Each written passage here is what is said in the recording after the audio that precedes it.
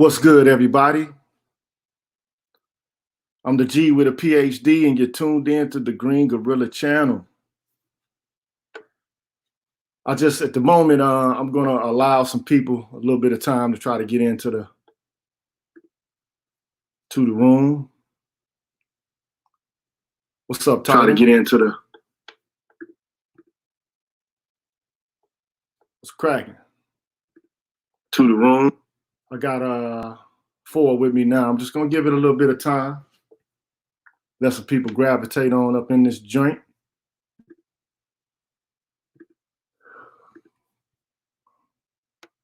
Just a little bit.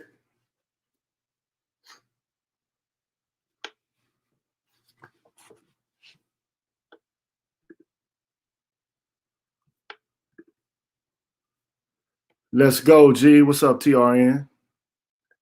Eric the Prince. It's cracking. I got people here. It's not showing that it's coming up in it seems like I see people when I look at YouTube, but I don't see people. I don't see no eyes and I don't see any eyes in StreamYard. It don't matter. Now I see 8. It's like crazy, man. What up, yo? The most benevolent king, Joe Average Brother, was cracking. Sean Perry was happening. Glad y'all joined me today. Appreciate that. I'm gonna give it about another minute or so.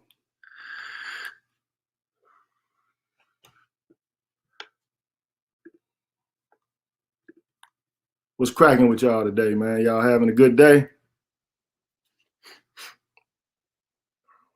It just popped up for you? TRN?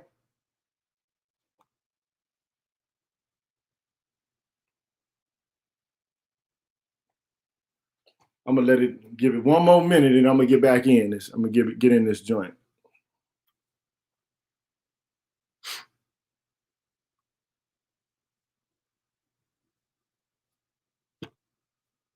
Hit my little vape stick before I get to cracking.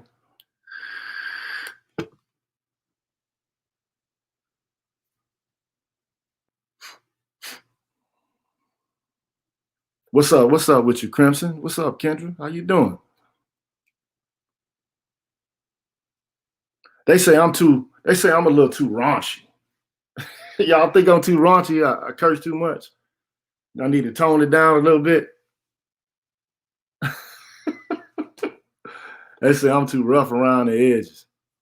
I need to be a little more soft and moist or something like that. Soft and moist, like Duncan Hines. Well, anyway, so I'm already I'm about to go ahead and get this popping, right? So, again, welcome to the stream. I'm the G with a PhD. You're tuned in, of course, to the Green Gorilla channel, the place where Black men can express themselves freely, straight up, no chaser.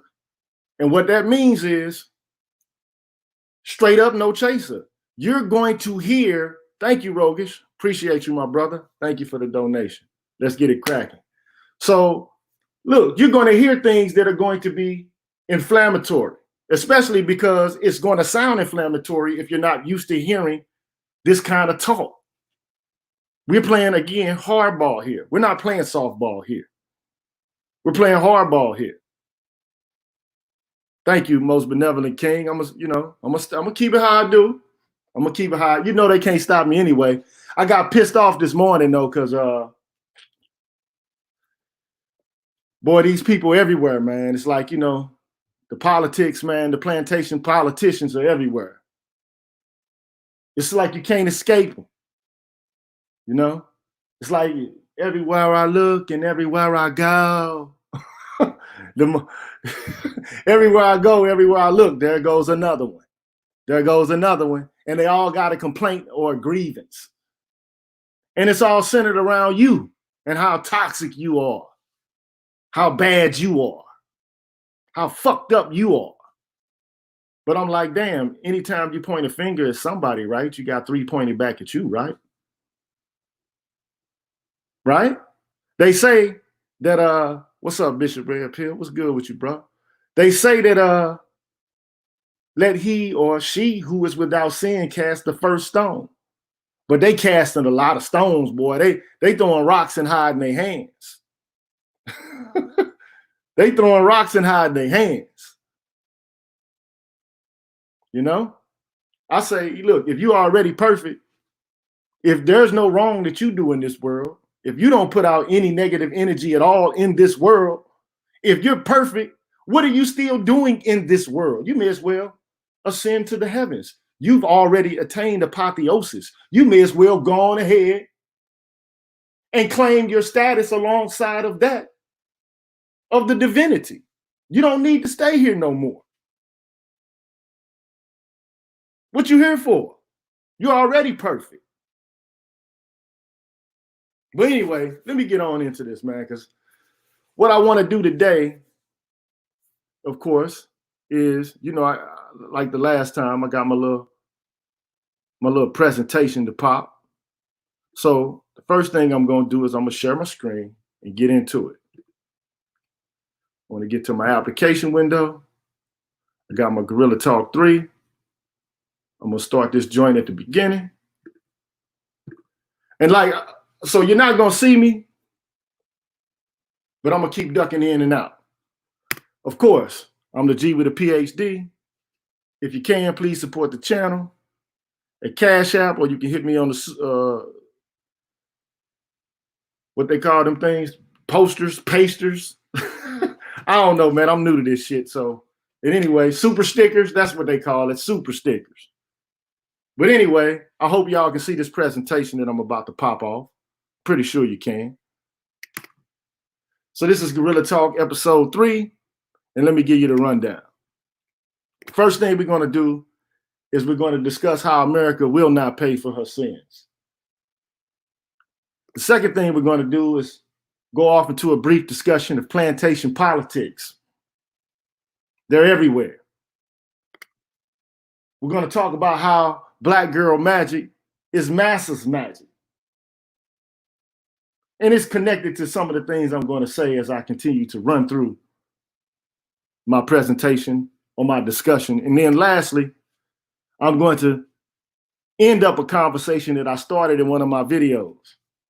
And that subject matter is why the ring of Gyges corrupts the soul.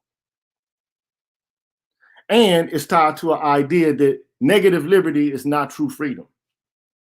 So I don't want to get into it until I get to it. So that's the rundown. That's what I'm going to discuss. All right. So let's start first things first.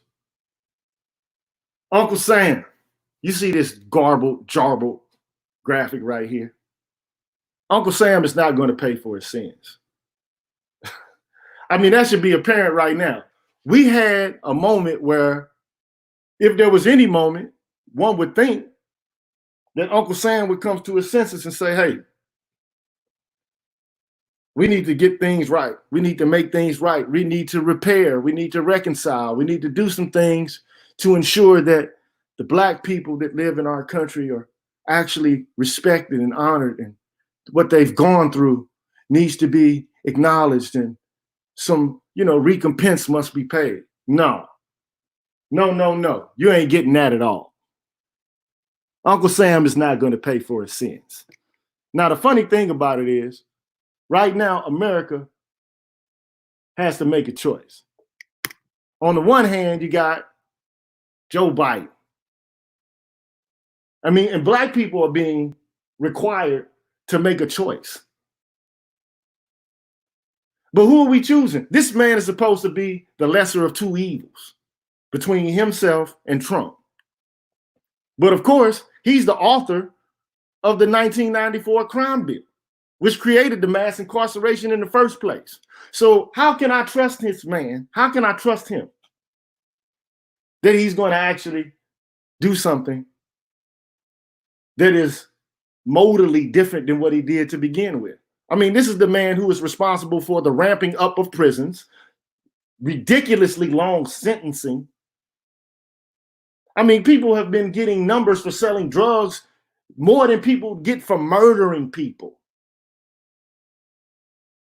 This guy's the guy who escalated the war on drugs, which specifically targeted African Americans. That's that dude.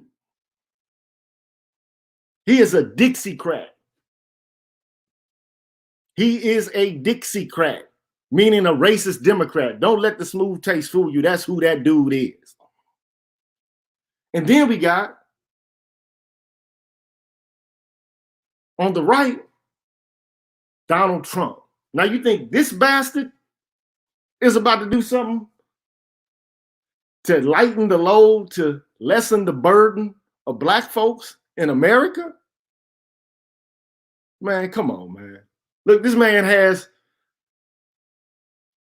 Nazi iconography in his advertisements. This is supposed to be playing to the subconscious of racist white folks, man. Straight up. Look at it. This man is using the symbology related to prisoners of war in Nazi Germany in his advertisements. That's just blatant disrespect, man. Blatant disrespect. And then, oh, peep game. Look at the iconography of the Nazi swastika and the shit this man uses for his branding, for his hotels and his other products. Look at that. Look at it.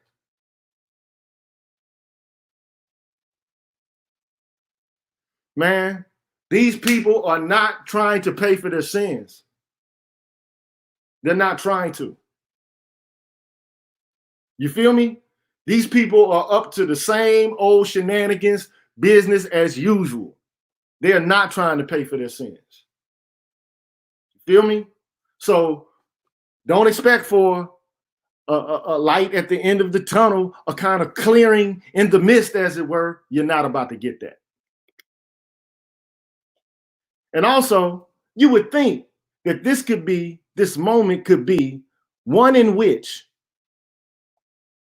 Black people are finally about to be able to appeal to the sensibility of white folks such that they can at least begin to see the kind of pain and suffering that Black people are kind of going through in this country related to police brutality. That's just the precipice. That's just the starting point, though. So I want you to watch this, man. Look, so you got Cedric Richmond, who's a representative from Louisiana, a Democrat, and then you have Matt Gaetz, who's a Republican from Florida, and they get into this exchange. But you can see that these people, you can see they are going to circumvent, stymie, and block any kind of acknowledgement that Black people need to stop getting killed by the police. They're doubling down on, so what? Fuck y'all. Just peep it out. I am absolutely sitting here offended and angry as hell. And I want to explain to what we always say is how we refer to each other, my good friends on the other side. By the time I'm finished, you will be clear that we're not good friends. I am not interested in moving at a snail's pace. I am not interested in a watered down bill that mandates nothing. I'm not interested in studying Antifa. I'm not even interested in studying the Klan or sovereign citizens right now, because that is not the imminent threat that Black men face on a daily basis. And right now, too often, it is law enforcement, those who were sworn to protect and to serve. And so all we're asking today is to deal with that. I don't mind dealing with other pieces of legislation. I don't mind dealing with other issues that you all may have. And what I don't want to leave this conversation with, and why I'm speaking now instead of later, is because I don't want you all to leave here saying, well, we didn't know.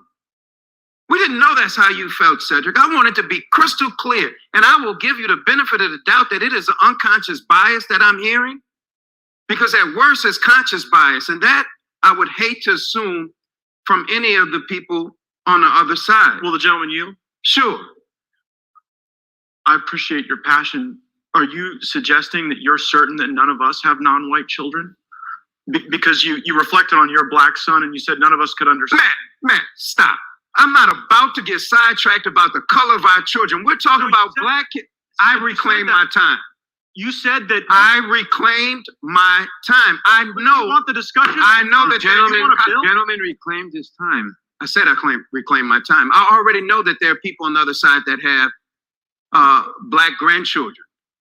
It is not about the color of your kids. It is about black males, black people in the streets that are getting killed. And if one of them happens to be your kid, I'm concerned about him too. And clearly I'm more concerned about him than you are.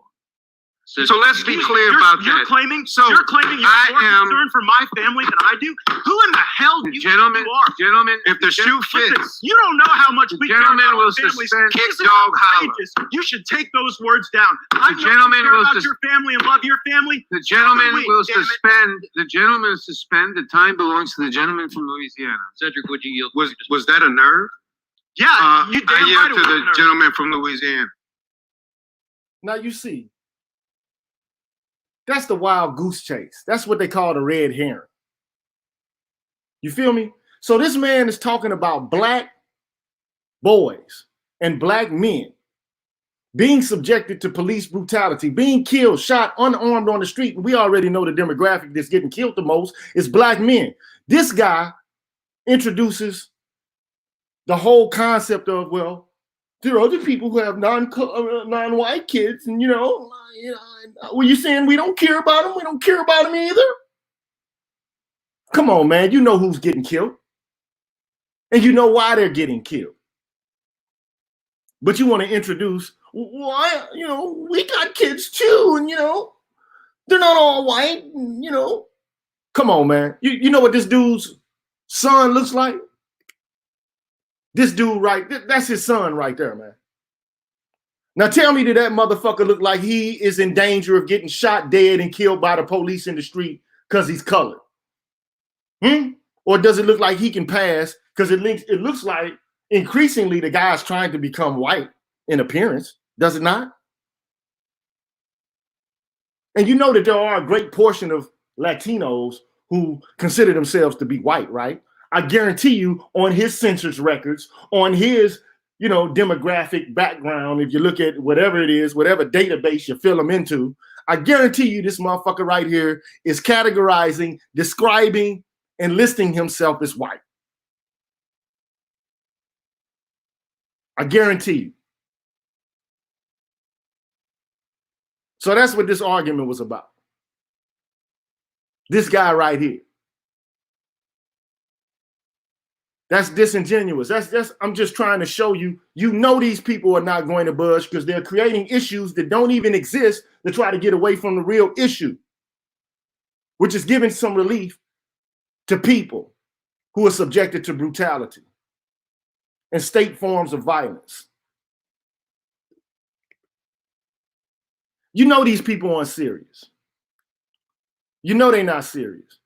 Now, this is not brand new, but it's new enough. So then you got the vice president, Mike Pence, inviting Candace Owens to have a discussion about race relations in the United States in lieu of all of the turmoil that's breaking out in the country. Now you already know what her position is. Her position is that America is not a racist country. I made a video on it. You ought to go see it. It's a little repetitive. I took creative license to take a sample of her voice saying, America is not a racist country. But come on, man.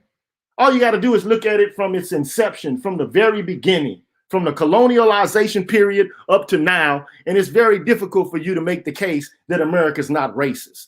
Come on, man. I was born at night, but not last night. Come on, man. This is how you know these people aren't serious.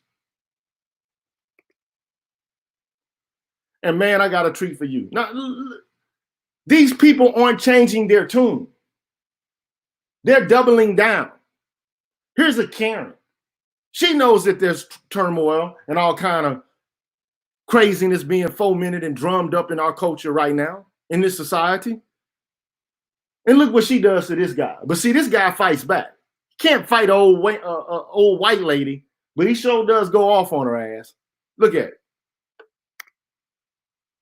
I'm recording now. You told me to go back to Oakland, right? Let me tell your dusty, dirty, dingy, mannequin built ass something. You don't tell me where the fuck to go. When you leave your house, you old stinky ass lady, you are in the world.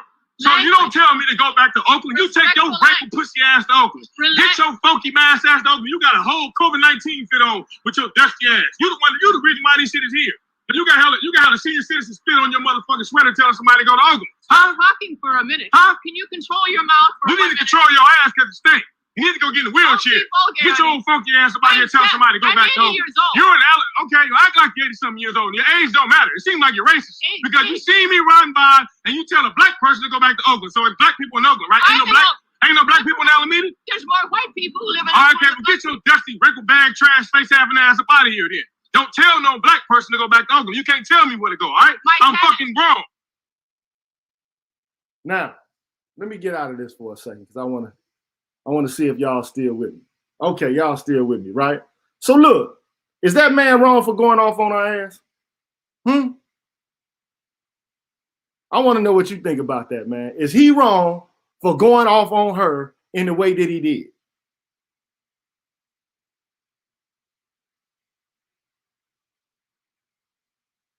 I don't think he is. I don't give a fuck how old she is. I don't care whose mama she is. I don't care if she's a female. Because the guy basically says, look, I went one way and I rolled past this lady on my bicycle or whatever the case may be, and she gave me the finger. I came back, she tried to do the same kind of shit, and then guess what ends up happening? Thank you, T. Fitness for you. Appreciate it, my dude. Thank you for the donation. So anyway, he comes back and then she tries to pull off the same shenanigans, knowing this woman probably watches the news, the whole nine. She probably is already aware of what's going on in the country. And instead of trying to give black people a break, they double down on that bullshit. Huh? Doubles down on the bullshit. So that's how you know. That's how you know these people ain't trying to change. They're not trying to change. So let me duck back in. Let me go back to my presentation. I'm telling you, man, like this, you know, truth is stranger than fiction, man. It is what it is. Truth is stranger than fiction, man. So, and woo-wee, this guy here. You know, what's fucked up is not only are white folks not trying to change, but then you got some black people who don't think they're black people. You hear me? Like, I mean, first of all, look at this guy. Looks like damn Z from the Ants. That's what he looked like to me, but you know, hey. So this guy doesn't even know that at any moment he could get it too. He can get it too. Check him out. Just listen what Twinkle Toes has to say. So let me get this straight. Rayshard Brooks gets to drive drunk, fall asleep in the car drunk, resist arrest, steal an officer's weapon, and then fire that weapon at the officer, but the officer gets murder charges. Oh, and another tidbit for you, Rayshard Brooks was a convicted child abuser. So for everyone saying, oh, well, he didn't deserve to die. He pointed a weapon at a cop, but he didn't deserve to die. Well, the kids he abused didn't deserve to get abused. I've had it. I've had it for the disrespect for our police officers. This is disgusting behavior, and Atlanta should be ashamed of itself.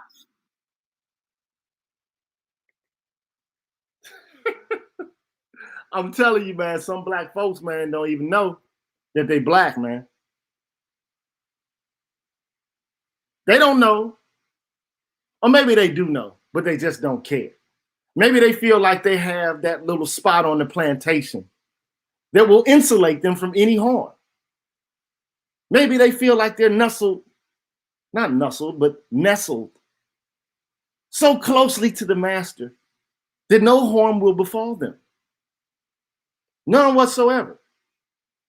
And I'm showing you a lot of videos here precisely because I'm trying to make a point. Let me tell you, let me show you. It doesn't matter who you are, what position you occupy, how much money you got, you can have a nigger moment. You can be relegated to the status of a nigger in a heartbeat. Doesn't matter your education, doesn't matter your money, doesn't matter where you live, where you are. You can be reminded that you are a nigger. You can be reminded that you are a nigger. And I swear, I'm gonna take a break from the videos in a second, but I'm showing you a series of videos in order to give you an image.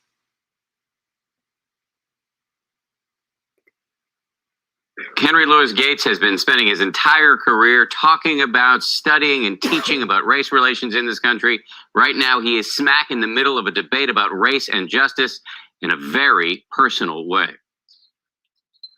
Nearly a week after he was arrested at his own home, Harvard professor Henry Louis Gates Jr. is speaking out in this interview with the Boston Globe.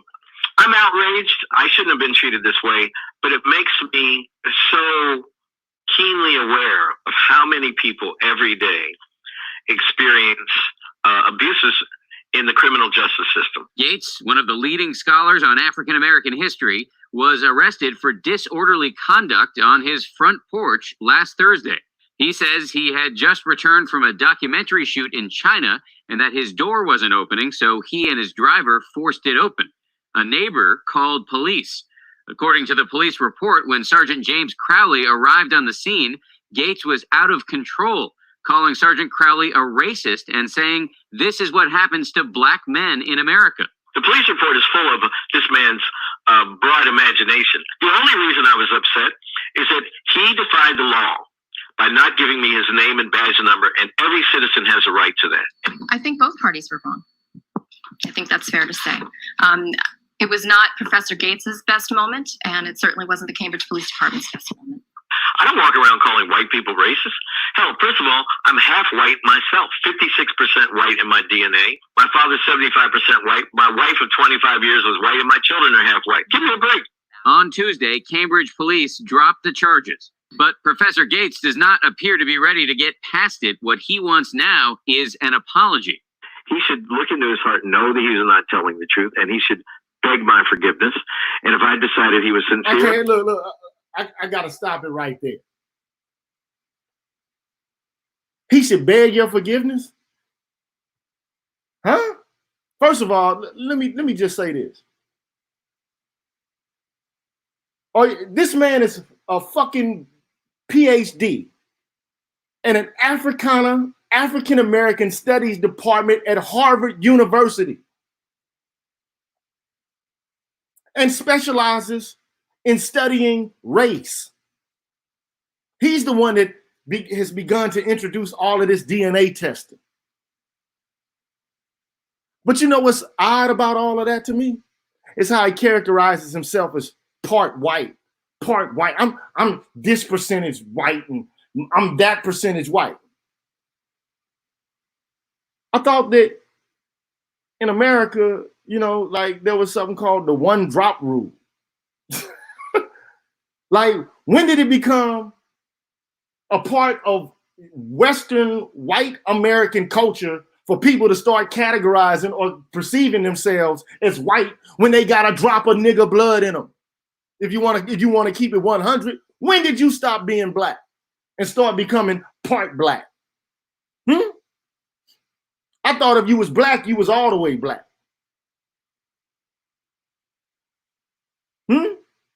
Because of the one drop rule. Now, of course, black people like to get caught into all of this colorism shit. Well, black men that I know, I've never seen it. Maybe black women get into the colorism thing. The wannabes, the jigaboos, the good and the bad hair, whatever the case may be. I don't care about that. But some people seem to get caught up into it, the colorism. Right? But you think white people care about that? If you a nigga to them. It ain't no halfway in between. Now, maybe in some other countries where there was slavery, you might have that kind of cultural practice put forward. Not in America. Not in the United States. They had the one drop rule here. You born a nigga, you gonna die a nigga. Your children's gonna be niggas.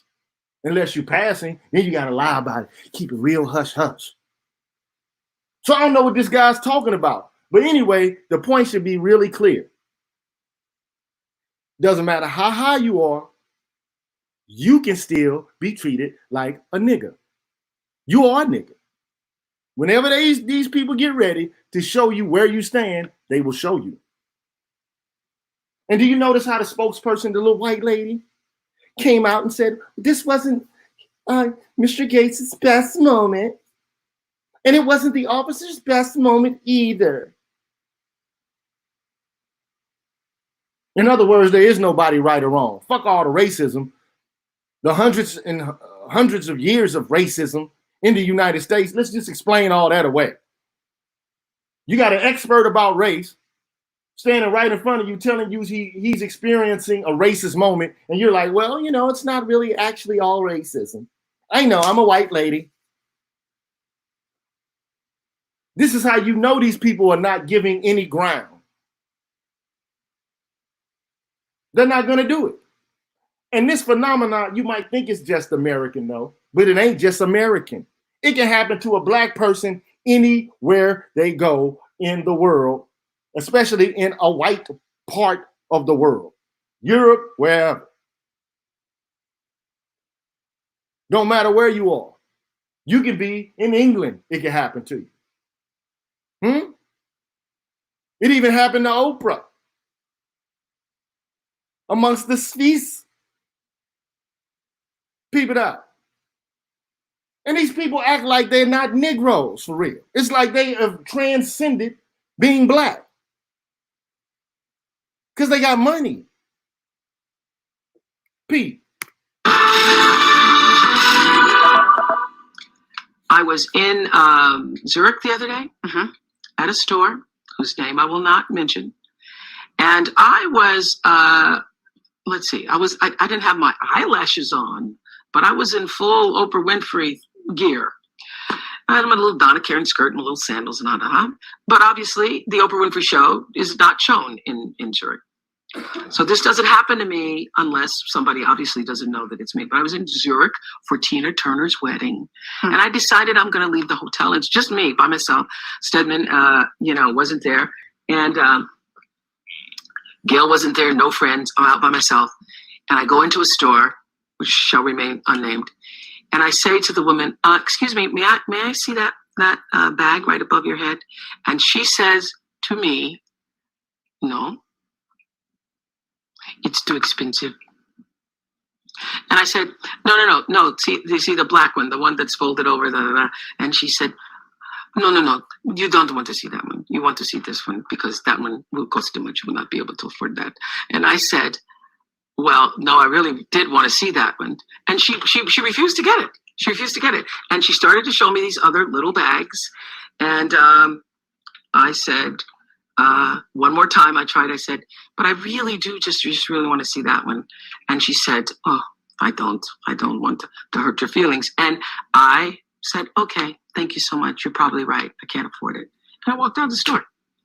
Now, why did she do that? Why did she do that? Now, Gail, when I told Gail the story, Gail said, I would have gone back in there and made a pretty woman moment and said, big mistake. But then I thought, no, she'd get the commission, so I won't do that. Yeah, I guess that's true, right? I don't even want to hear what the white guy's got to say about it, because what the white guy has to say, all he's going to do is be conciliatory, talk about how, people in Zurich aren't racist and how they have a beautiful open culture and so on and so forth, which is a bunch of fucking fuckery and gaslighting.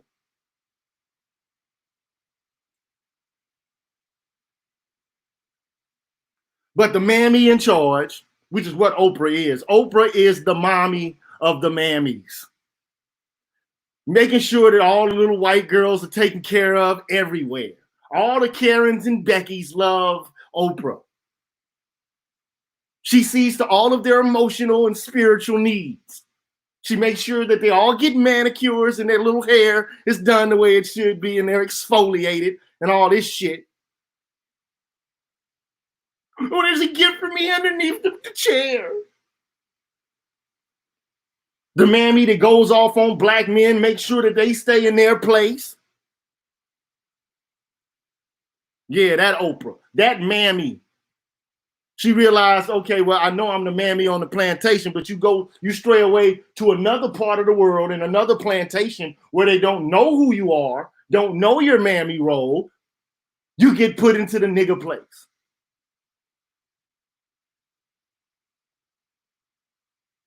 You get it? These people are not withdrawing. They're not going to pull back from their power and their ability to denigrate you, to debase you on the grounds of race. No, these people aren't going to change their tune. They're not changing. Pulling out for a second. Y'all still with me? I got to make sure y'all still with me. Yeah, y'all still with me, man. You been to Zurich, Greg?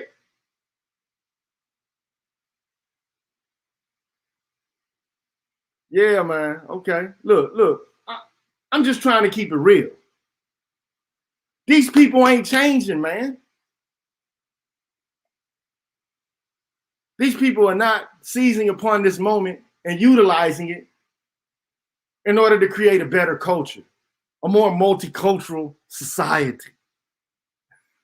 They're not doing that. And because they're not doing it, all you see is crabs in a bucket scrambling, trying to secure their location and their little spot or slot in the plantation. Which, of course, naturally gives rise to politics, because that's the only place you can be political is the plantation. You ain't got nowhere else to go. You ain't got your own spot where you can be autonomous and govern according to your own dictates and rules. So you have to develop a plantation politics. What's the alternative?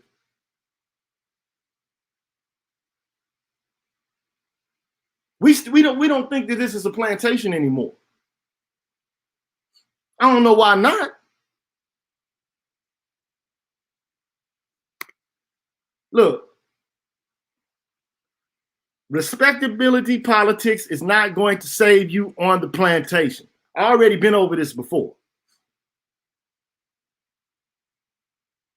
Doesn't matter what you got on, your tie, your shirt, your education, whatever the case may be, you are a nigger in America. It should be different.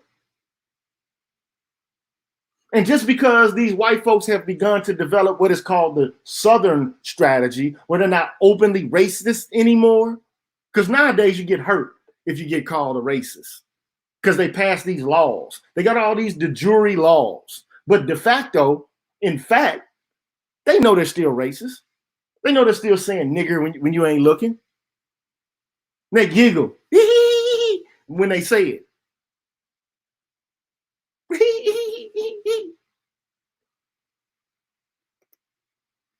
Being a coon will not save you.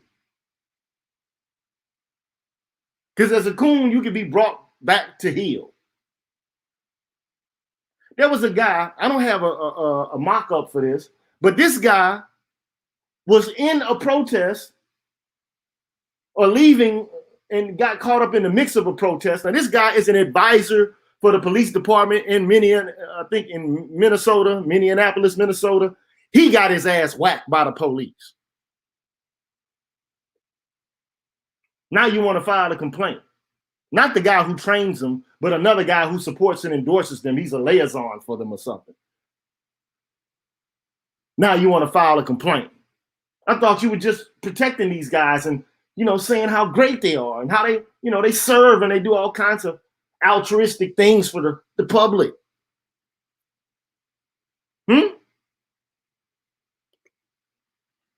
Being black, rich, and famous is not going to save you either. It ain't going to save you. It ain't going to save you. And for some reason, I don't know why these people think this. I mean, being a black feminist will not save you. And my viewpoint is, they think it is it's getting them a little comfort zone, but still you're still on the plantation.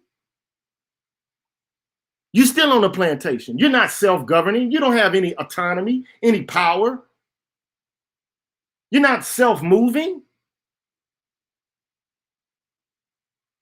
It's the illusion of freedom.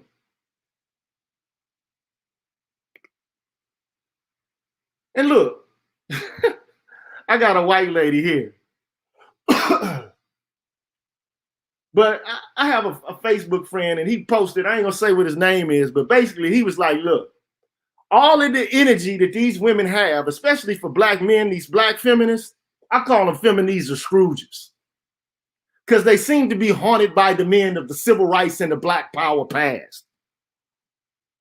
Everything they do is to prevent, to stymie some sort of reinstantiation, some sort of revisitation of the black power past. They're on guard, these feminists or Scrooges. Like Ebenezer Scrooge, haunted by the ghost of Christmas past, they're haunted by the ghost of black power past. They're haunted by the likes of Kwame Ture, Stokely Carmichael. I don't know why you wouldn't want to have a charismatic black man like Stokely Carmichael speaking in your behalf as a black person. But hey, he has a penis and he was heterosexual. Guess that disqualifies him. Malcolm X. Wow, what an articulate and what a charismatic man.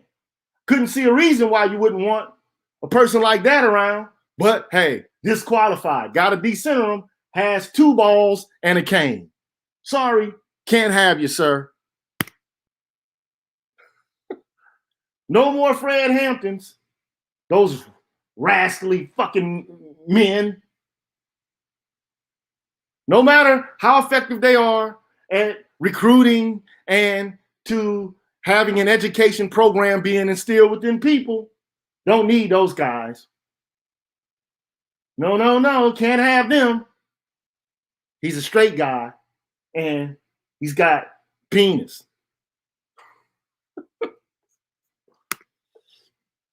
My God, wouldn't want a guy who basically stood up to bullies, not by talking about it, not by going out and protesting, but by actually saying, let's go get some guns. If one of these motherfuckers start tripping, clack, clack. Hey, we're going to let them know you can't whip his ass, okay? Wouldn't want none of those guys around anymore. I mean, of course, that would just be outrageous, right?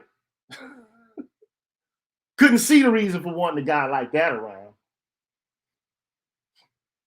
Now, these men are dead.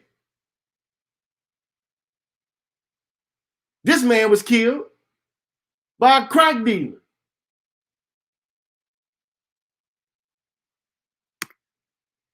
Wouldn't want an Eldridge Cleaver around, huh?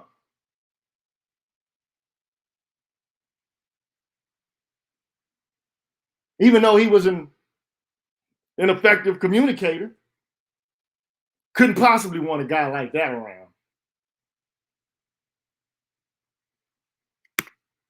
Couldn't see the value in having a guy like that around either, huh? I mean, like, what? I just don't get it, man. Like, these people, first of all, they're dead. And then if they were effective, if they were actually able to move forward with a program that was positive and they did something that was productive, why would you want to stop this? For what? But these people, why would you want to prevent the ascendancy of a Medgar Evers? Like, why? But these people, man. These people, man. The feminists are Scrooges. Just mad, man. Don't want to see anybody but black women be centered. That's it. And I just can't understand it. But I get it, though. I do understand it. They want to run shit. They want to be mammies on the plantation. They want the symbolic title of leadership. They don't want to be told what to do. They don't want to feel as if their liberty is being constrained by that of somebody that may be able to rein in their fucking bullshit. Because, of course, they're always right? Whatever choices they make are always going to be the right choices, right? By default, because they're the most oppressed group. So if they're free, everyone else is free.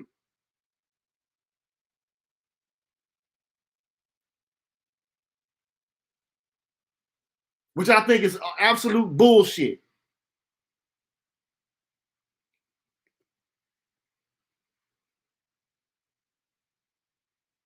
Haunted by the ghost of the Black Power past. Don't want the resurgence of the Black Power past, even though you're standing in front of a fucking picture of Frederick Douglass. Can't have any more Frederick Douglasses, huh? They got penises. You know who that is, right? I shouldn't. That gives birth to these guys. I call them guys because they don't act like women. What's up, guys? Hey, guy. What's up, dude? That's how I'm gonna start talking to these motherfuckers. What's up, man? What's good? What's good, homeboy? Oh, that's so rude. No, you said ain't no gender shit, right? No more gender. What's up, dude? What up, my nigga? What's good, homeboy? What's cracking?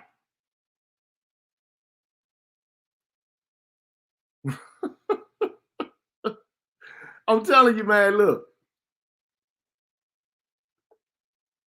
Look, I'm just saying. What's up, dude? What's good, my nigga? What's poppin', dog? What's good with it, my nigga? Ain't that how you talk to dudes? Like, I mean, like, do you come up to your partner? Hey, buddy, how are you? How was your day today? Did you have a really difficult day today, bro? I mean, no. What's good, my dude? I mean, yeah, we do talk about our days and shit. We talk about our struggles, but damn, come on, man. Like, come on, bruh. I'm just making sure y'all still with me. So if you see me come in and out of this joint, I'm coming in and out. All right. I'm going back in. I'm going back in.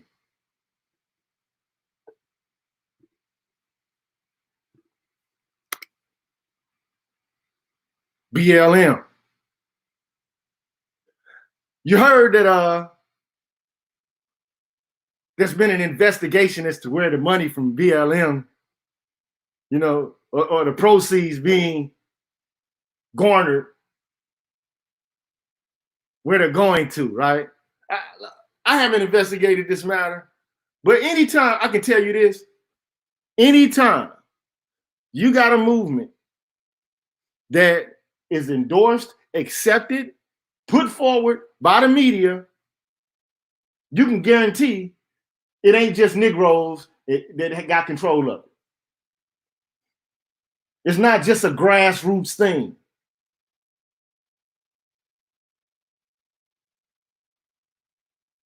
It ain't.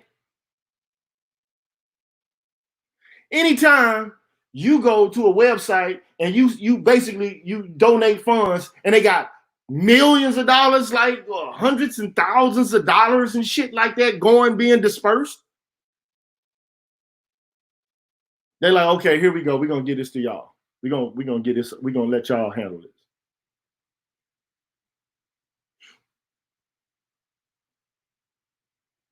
Where is this money going?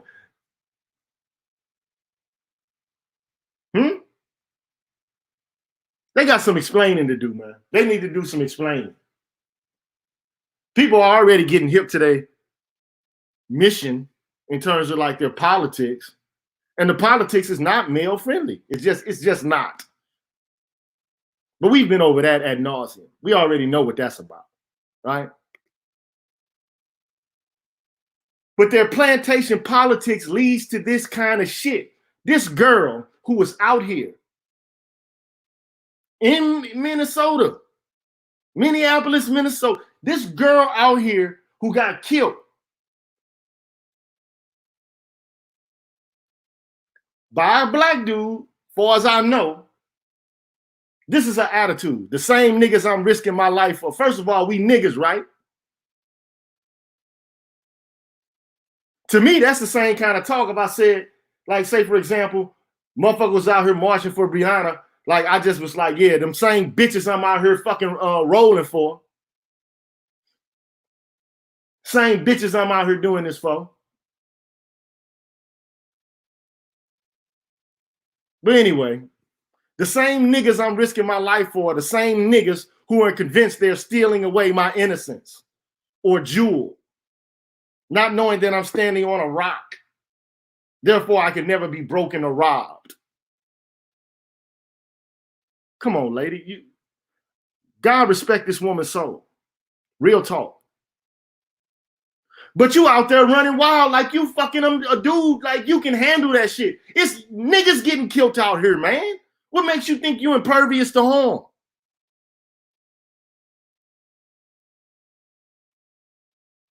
I done see big dudes get folded into pretzels, man.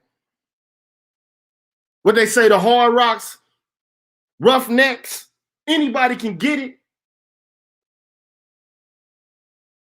So you think you out here, I mean, look, there's a false sense of security that Western women have just based on the virtue of the fact that they are protected more than any other group of women. They're acting as if they're the most at-risk population, when in actuality, these people, these women here in this country are uber safe, super safe. Y'all super safe. This ain't fucking West Africa where the Boko Haram might run up on your ass and kidnap the whole village. That's some patriarchy shit. That's patriarchy. Okay. You get on your fucking knees. Hey, you come here. Hit you with the butt end of the motherfucking M16, the AK. Oh, brrr, you want to act a fool? Saudi Arabia is where they got patriarchy for real. Where you got to walk 10 steps behind the man for real.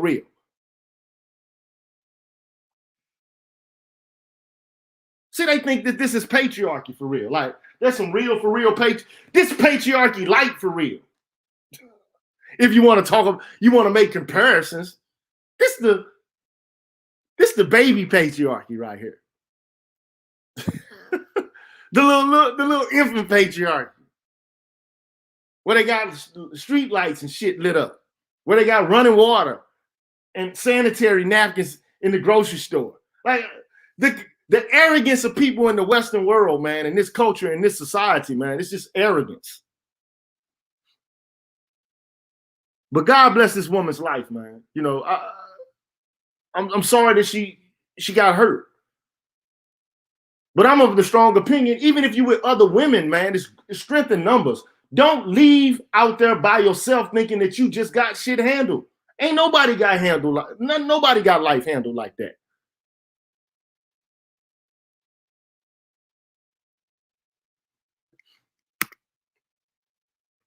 But it leads to insolence. This kind of thinking, it leads to insolence.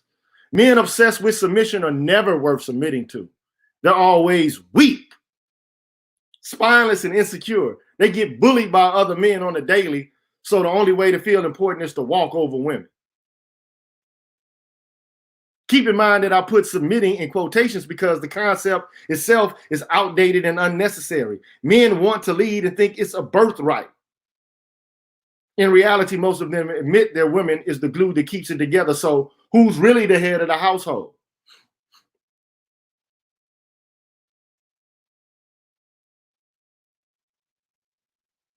let me just say something, man. Like this is the crazy shit, right? At the end of the day, if you're a man, 9 times out of 10, I can't say all the time because there are some women who are bigger than men and stronger than men. That's just the facts. That's the facts. But generally speaking, men, because we are members of a species that is sexually dimorphic. So 9 times out of 10, men are going to be stronger. They have at least 40% more lean muscle mass than women do. Their hearts are bigger, their lungs are larger. They have more testosterone than the woman. Men, I mean, this is what they don't understand. Men are fucking fighting machines. That's what men are. They're fucking machines designed to beat and to smack and to punch. It's fucked up, but that's the reality. That's where evolution put its resources to for men.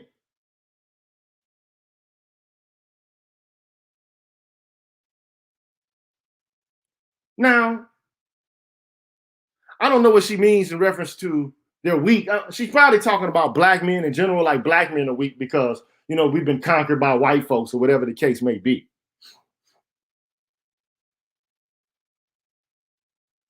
Nobody wants to walk over women. I personally have never wanted to walk over a woman. But you know what? The funny thing about this is, like, I always see this over and over and over again. People act like the only form of control that a person can have over another is physical control.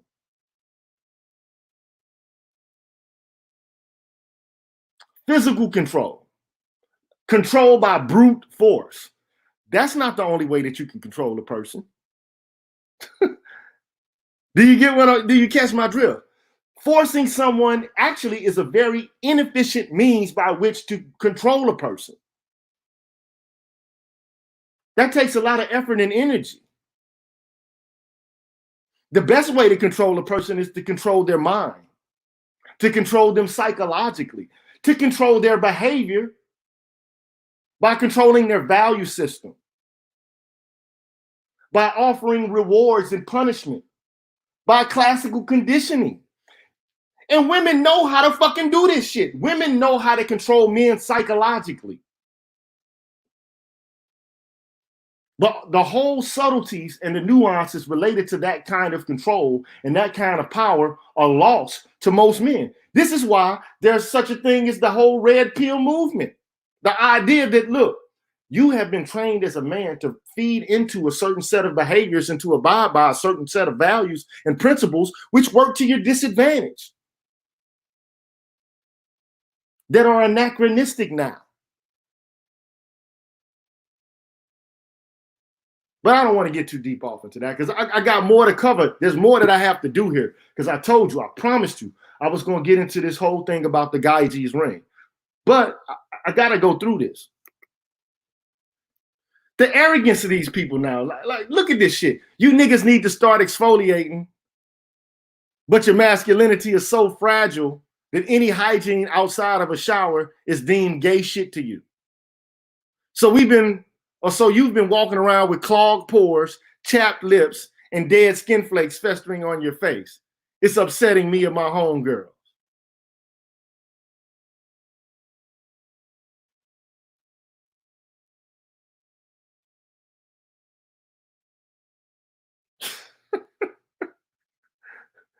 What you want niggas to go to the motherfucking salon with you and shit? To sit there with you with fucking cucumbers over your eyes to get facials and shit? To sit with you in the nail salon and get manis and petties with you and shit?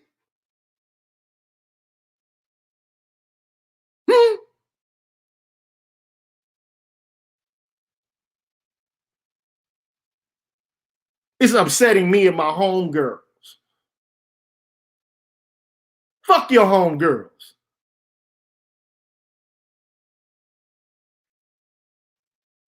And fuck you too while you're at it. with that fake ass shit you got in your head. May I have some number 10 here? Yeah, a couple of bundles. Yeah. Bullshit, man. And look at this here. This woman refers to herself as Nefertiti. Which is funny because these women are using all of this Africanness, this blackness, in order to articulate these Western ideas. Look at this shit. Black women are honestly fighting 3 pandemics: COVID-19, police brutality, and black men. So black men are a fucking pandemic? Black men are a pandemic. See, this is what I take issue with. This is what I take pause with. First of all, we already know that when it comes to police brutality, black men are the demographic that's most subjected to it. At the most, 10 women every year, black women, are killed related to police violence. No small number, because any number of black deaths is bad. But come on, man, we're talking about 250 versus 10. And 10 is a good year. Not a good year, but because it's a year where the numbers, the sample is overwhelmingly large. It's more than the average, because somewhere it's around 6 to 8 normally.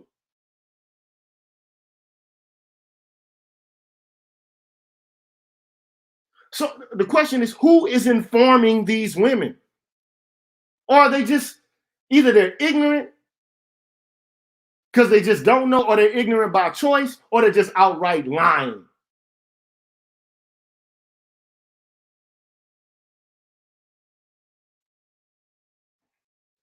Yeah, you're fighting the COVID. That's an actual pandemic. But black men themselves a pandemic? Come on, lady. Come on. Come on, man.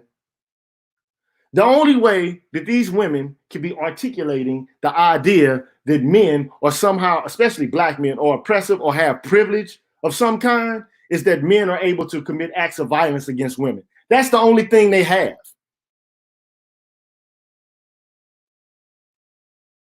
That's it.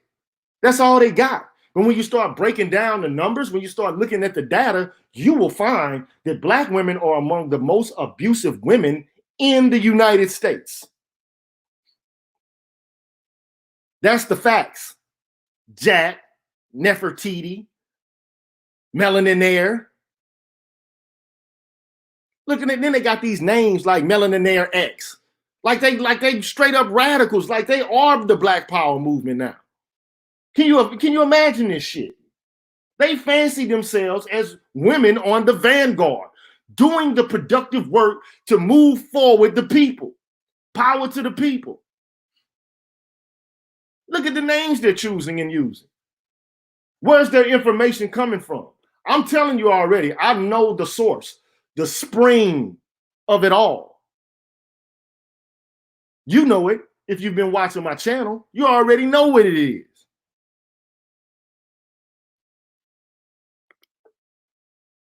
And oh my God, look at this shit here. Stop birthing black males, stop birthing your oppressor. Stop birthing black males, stop birthing black women's oppressor. Stop birthing black males, stop birthing the terrorists of the black community. Please stop birthing black males. God damn, man.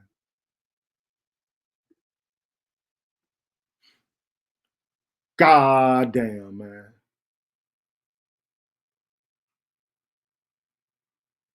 Man, I mean, look.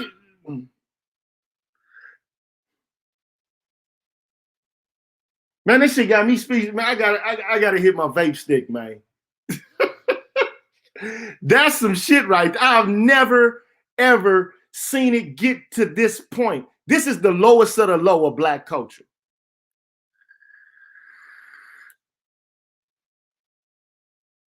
This is anti-black misandry all the way through and through. It doesn't get any worse than this. This is self-annihilation. This is self-deprecation, self-abnegation. This is the lowest of the low.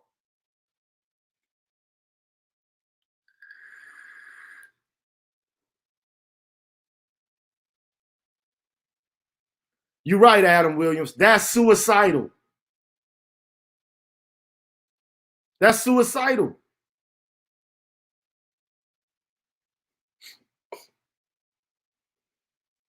And then you're right too. Look, these women raise the black men they complain about. Huh? Yeah, get the lights up, man. You know what I'm saying? Come on, man. Get the lights up. I don't know how. Look, I'm not in control of the chat because I'm going in and out. I don't know what's going on in the chat for real other than when I come in and out. And look, some of the things I say, you might not like. That's all to the good. I'm just trying to have a conversation. What's wrong with a conversation? Huh? What's wrong with putting out a perspective? If you have the capacity to correct me. Get me on the right path. But don't issue an ad hominem argument at me. I had a guy the other day, peep this. This guy, this guy is not in tune with anything I'm saying when he said, man, you're berating black women. Who's going to want to marry you?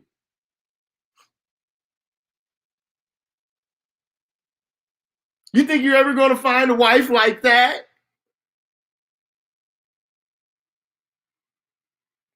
What the fuck, man? Do it look like I'm looking for a wife right now with this?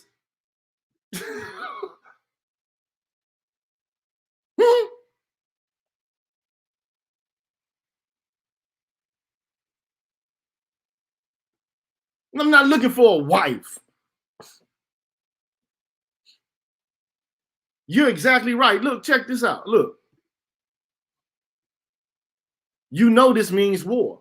These women, I can't say all black women are of this mind state because there are women who are different than this. But there's a contingency of black women out there in this culture who've taken an adversarial stance against all black men and would like to see us dead. Don't care if we dead or not. Don't give a fuck. But they want you to protect them. They want to make sure that you're of the mindset to regard them as a prize.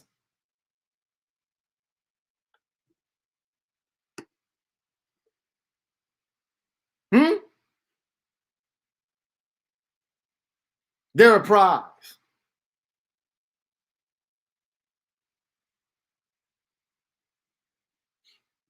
Man, I'm about to go back in, man. I'm going back in. Make sure to like the videos, man. Hit the subscribe button if you haven't already. Look, even if you don't like me or what I'm saying, still like the video or don't like it.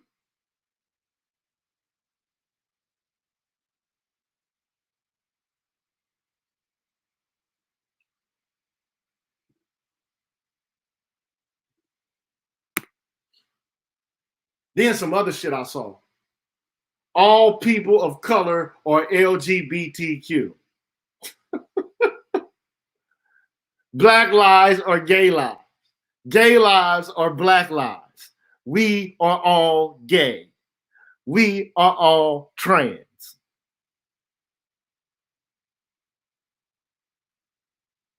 What in the natural fuck?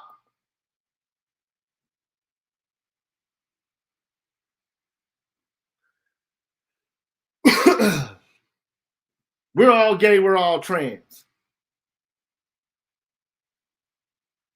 Really? That's what we are? Maybe this is the aim. Maybe this is the goal, to get us to the point where we're like bonobos.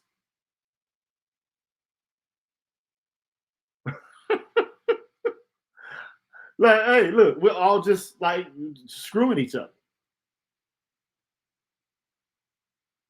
Maybe that's the goal. Maybe that's the point that we're moving towards. Maybe that's it.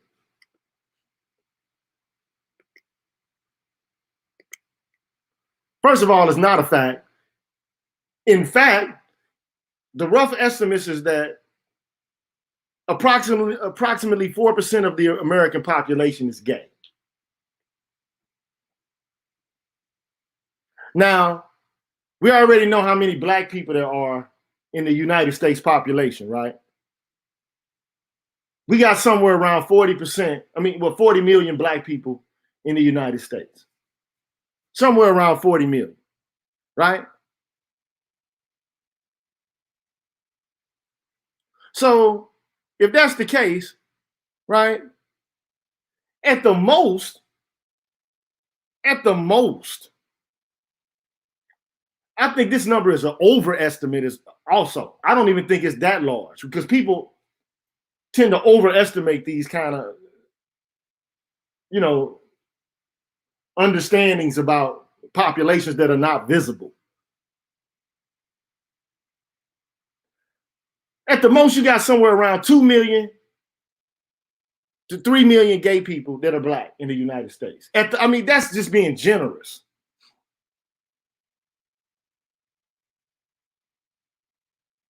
I would say it's somewhere around 2 million. And that's just being generous, if that much.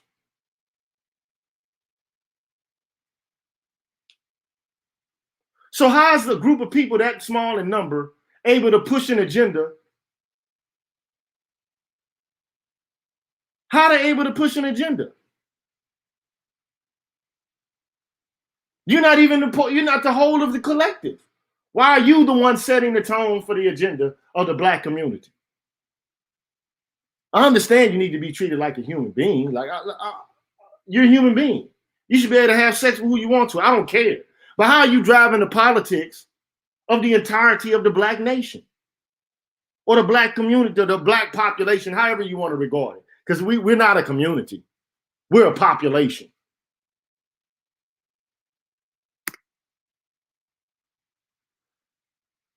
Is this graphic? Is this like this proclamation exposing the real truth about BLM's leaders and their values? That they want a more gay black culture? I don't know. What's the end of that? What is the political end of that? Why would white folks who are white supremacists want that to be the case?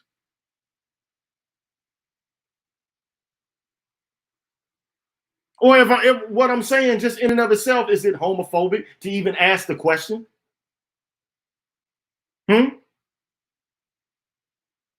Why would you want a whole nation full of gay black people?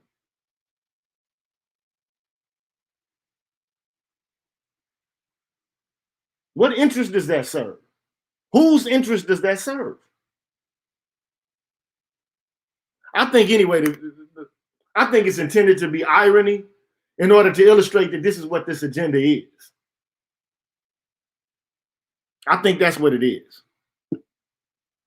That's just my thoughts on that, right? But think about it. My man says self-induced genocide.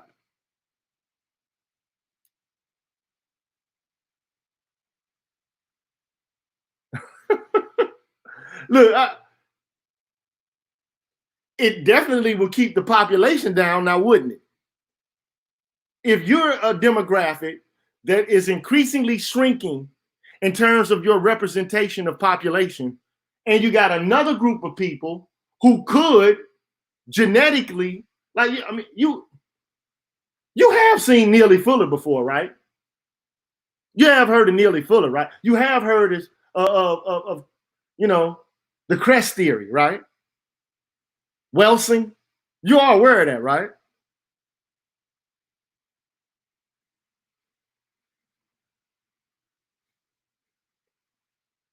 Why do they want us to keep getting abortions, to become increasingly gay, and to take them in and put them increasingly in prisons and subject them to social death and the conditions that give rise to violence? You know what? America has a choice.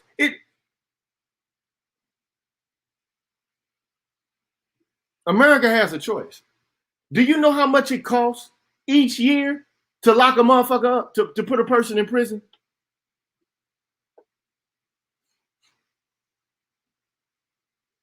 Do you know? How much does it cost each year to put a man in jail, in prison? See, they got the money. They have the bread. It's just a matter of where they're going to put the bread. About 40K. I'll say that's about right. It could be anywhere from 20 to 80, depending on where you are, what facility you are, what state you're in, right? 75 G's in New York.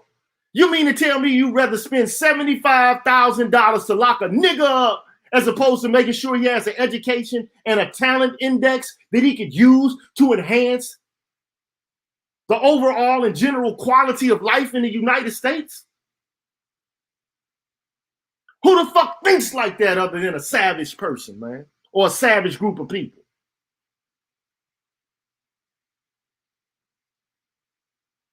You mean to tell me you would be willing to invest in suppressing the ability for someone to thrive and to function? You would rather pay to put him in a box when you can put him in a university and see that he has a capacity development that can enhance the cultural flavor of your own nation.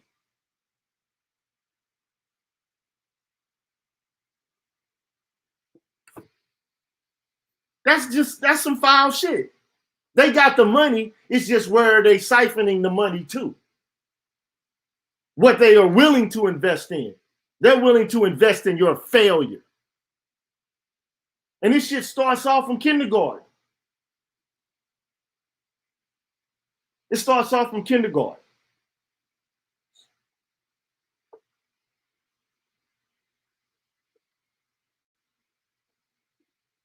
They don't care about the amount. The end goal is annihilation. This has been war since we taught them in Kemet. Man, I'm going to get to that too. Look, Elijah Muhammad called that the devil.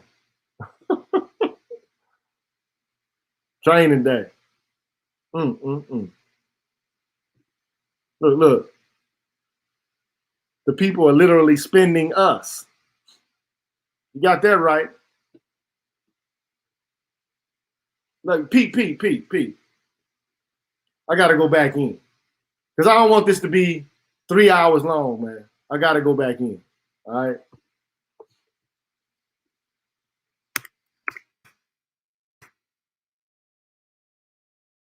God damn. Check this shit out, man.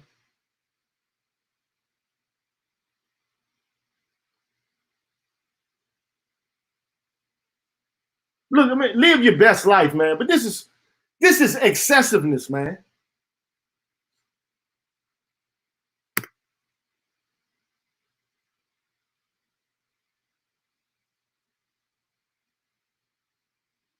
This is excessive to me.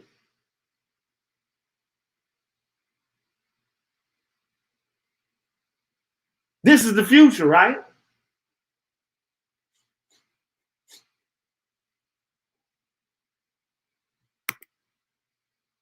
I remember, man, when I was a kid, right? In the 90s, man, my OG, man, I swear to God, my mom's used to watch In Living Color, and when this shit right here would come on, she would die fucking laughing. I mean, like, just be on the couch, like, fucking balling up, ready to fucking cry, dying laughing.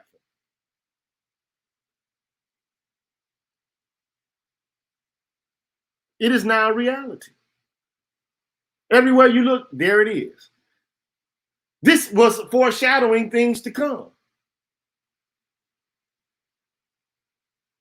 Softening the palate. Getting you ready, getting you primed.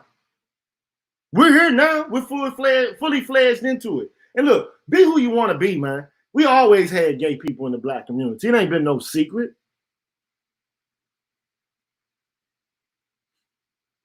Let them be who they are. But God damn it, do you have to make sure that everybody's like you? Everybody got to be like you. This is the way to be now?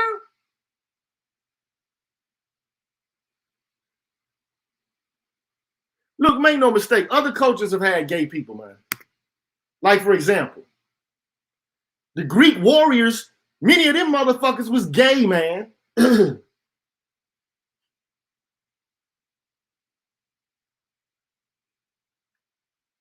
But who would you rather, if you about to go into a fight, let's say some shit popped off and you had to pick a gay motherfucker to ride with you. This the shit you want right here?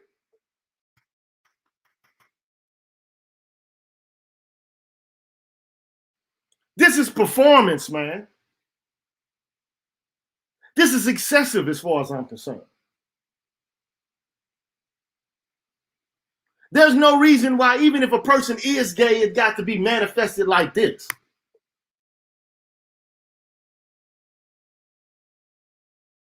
Who would you rather ride with you? I'm just saying if it was necessary.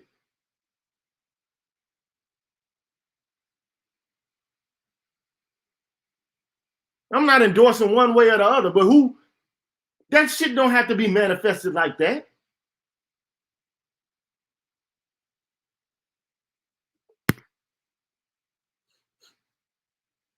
A new era. A new day. We shall overcome. We're here.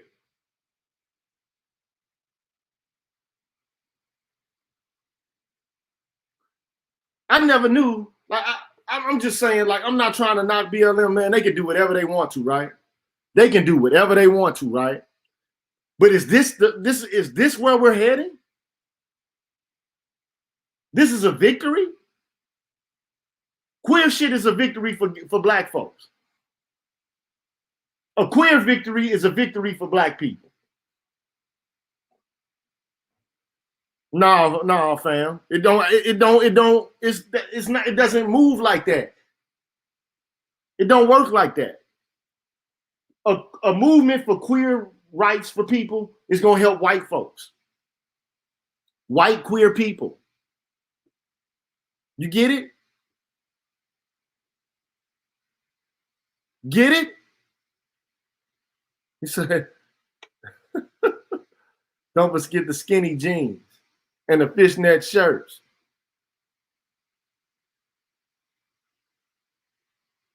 The skinny jeans and A$AP Rocky and fishnets.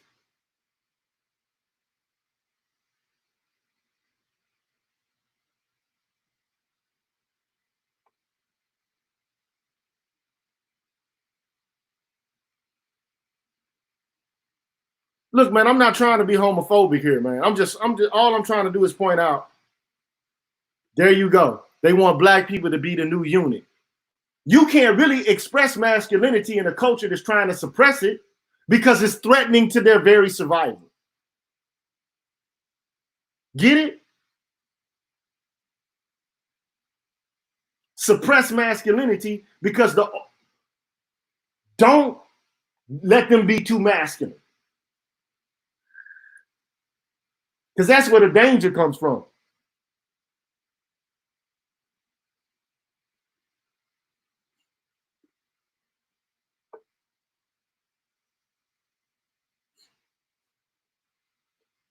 That's that Trojan horse.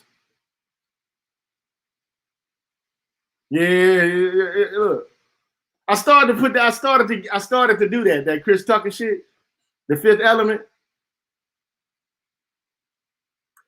Look, anything that's put on a movie screen, especially by big production houses, they know what they're doing. They know exactly what they're doing. Every scene is plotted out. Every still is set up. Every stage is orchestrated and manufactured. Every frame and still is plotted for maximum effectiveness. These people know what they're doing, yo. But like Nas said a long time ago, niggas playing PlayStation, they building space stations. We playing PlayStations, they building space stations.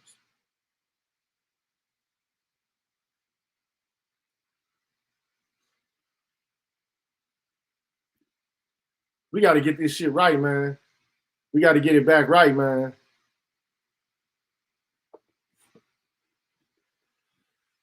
I'm going back in.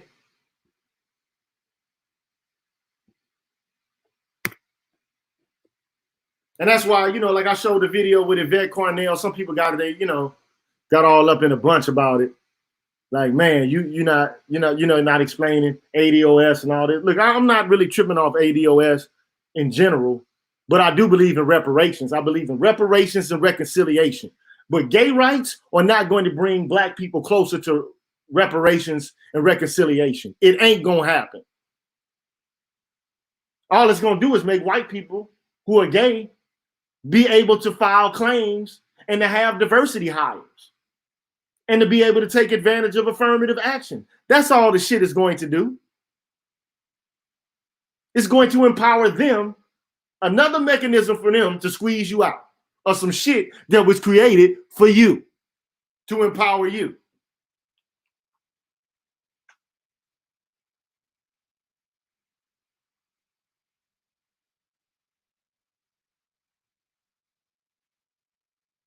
Why Black people can't see this, I can't really understand why they can't see it. I'm confused about it. I just don't get where we are strategically. I just don't understand it. But I'm just rambling though. Like, it is what it is. Again, I want to, remind you, please, support the channel. G with a PhD and Cash App. I work hard to provide you with some quality content. Any donation, any help would be greatly appreciated. That's my Better Call Saul moment. Anyway, on to the main reason for why I'm here today. I said I was going to talk about Guy Jesus' ring and why Guy Jesus' ring corrupts the soul of the vicious. And why the person who's upright should be impervious to his powers. Now, if you haven't already seen my video on Guy Jesus' ring, I want you to go and watch it at some point. You might be lost, but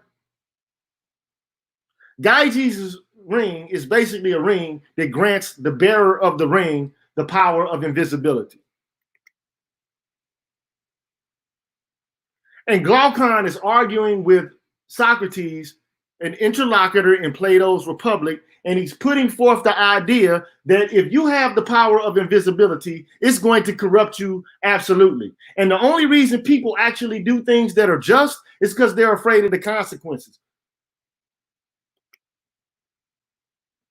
So basically, a just man and an unjust man could not escape his clutches. There's something similar, like you ever see the Lord of the Rings? And then you got Smeagol. Smeagol used to have a ring, but it got him all fucked up. Right? And then the good little guy, what's his name? Bilbo Baggins, I think is what his name is. He doesn't become corrupted by the ring. But God damn it, he sure is seduced by it. Right? He sure is seduced by it. I don't know why I left out of there. I'm just going to stay out. So anyway, the idea is people behave, or like your granny used to say, you better mind. Well, people mind because they're afraid of getting the switch. Remove the switch, you're going to act buck wild in the house. So just behavior in and of itself is predicated on the fear of being punished for unjust behavior. You mind, you behave, you act the way you're supposed to because you don't want to get slapped with a fine. If somebody, that's why they got apps on your phone now, right? Where they say, okay, well, there's no police in the area, so you just speed. What's the use of slowing down? Or what's the use of observing the law if you know it ain't no police around? Why not just do what you want to do? Right? So, no punishment, no just behavior. So this is what Glaucon is arguing, because basically they're having an argument about what justice is. They're at a party, they're getting drunk, you know what I'm saying? And so somebody says something and like they just having an argument. Bullshit conversation, really. You know how people are. They, you know, want to show off their learning and what they know. But Socrates is the best at this in this book, right? So Glaucon offers a challenge. Whoever you get a ring to, they're both going to become unjust. I put 50 Cent up here because, you know, like he's got the image of the just guy right now, but we already know his past. But take two people, a perfectly good man, a perfectly bad man. According to Glaucon, they're both going to do the same thing. They're both going to do some fucked up shit. Both are going to become unjust. Both of their souls are going to become corrupt.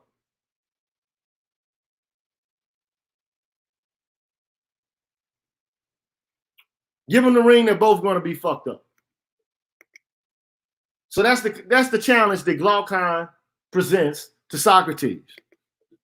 And so he basically says, look, defend justice then. I want to hear it. I want to hear it.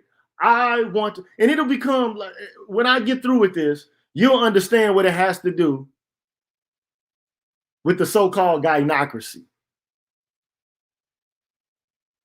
You'll understand how it ties in and how it relates to black women and how they really actually have a ring of gyges in a certain sense, because they have institutional power to do things to men that men don't have, and they're using that power.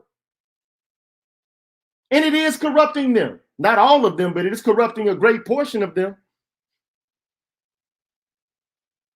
But not the just woman.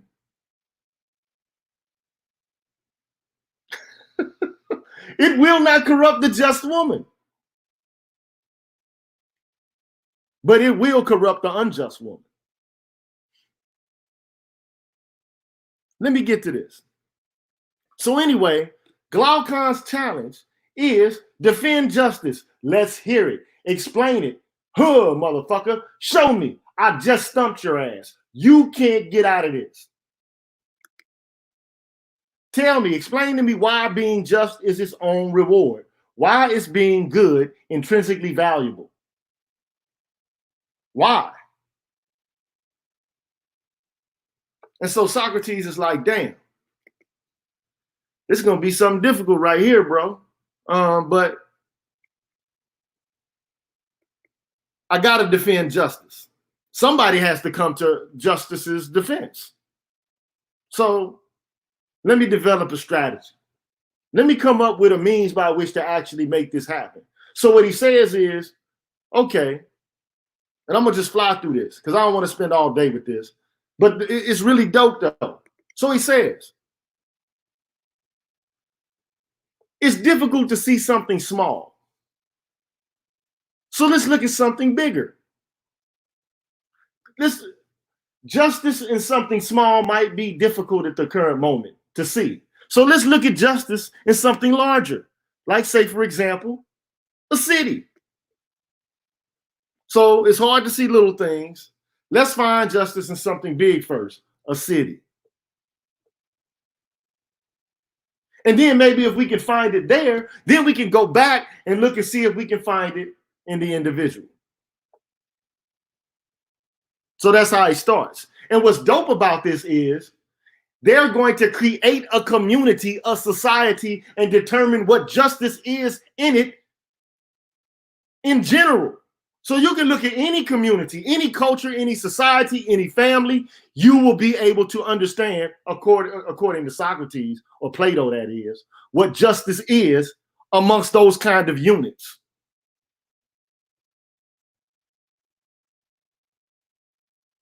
What is justice in a city? What is justice in the individual? What is justice in a family? What does it look like?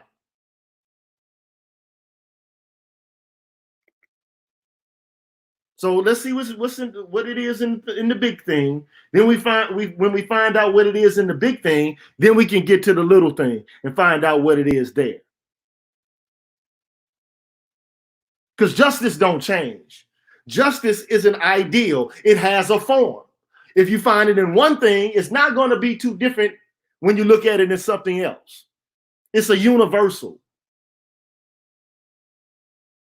It's like if you see green in one thing, if you see it in another thing, it's not going to change. It's going to be green in another thing. The justice don't change. The thing that is just, it can be many different things, but the form of justice ain't going to change.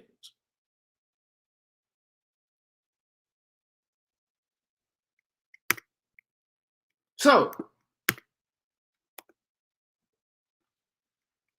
I wish I had this staged out, but I'm going to just run through it. He said, let's create a city. When you create a city, you need to provide for your basic needs first. So basically you need food, you need clothing, you need shelter, and you need physical needs, right? To be met. That's what the basic city is going to be predicated upon. Finding food, shelter, clothing, and providing for the physical needs of the citizens. Now, how are you going to do this efficiently? Well, each person is going to have to specialize in a specific trade. Farmers are going to farm, carpenters are going to do woodwork, shoemakers are going to make shoes, home builders are going to build edifices, blacksmiths are going to create metalwork, and so on and so forth. And one thing that's going to be the case across the board for these people who are working in these different trades, they're not going to bother each other. Carpenters are not going to try to make shoes. The home builders are not going to try to make metal goods or metal works. The farmers are not going to get into the business of building homes. They're not going to bother each other's work. I mean, that's just efficient, right? Everybody doing their own thing. Or, you know, you can become a master of all trades if you want to, but well, they say a jack of all trades, but a master of none. That's the idea I'm trying to get out, right? A jack of all trades, but a master of none. That's not efficient. So they create a city, which is healthy, right? This city that they create is healthy. Everybody makes what they need. Everybody gets what they need.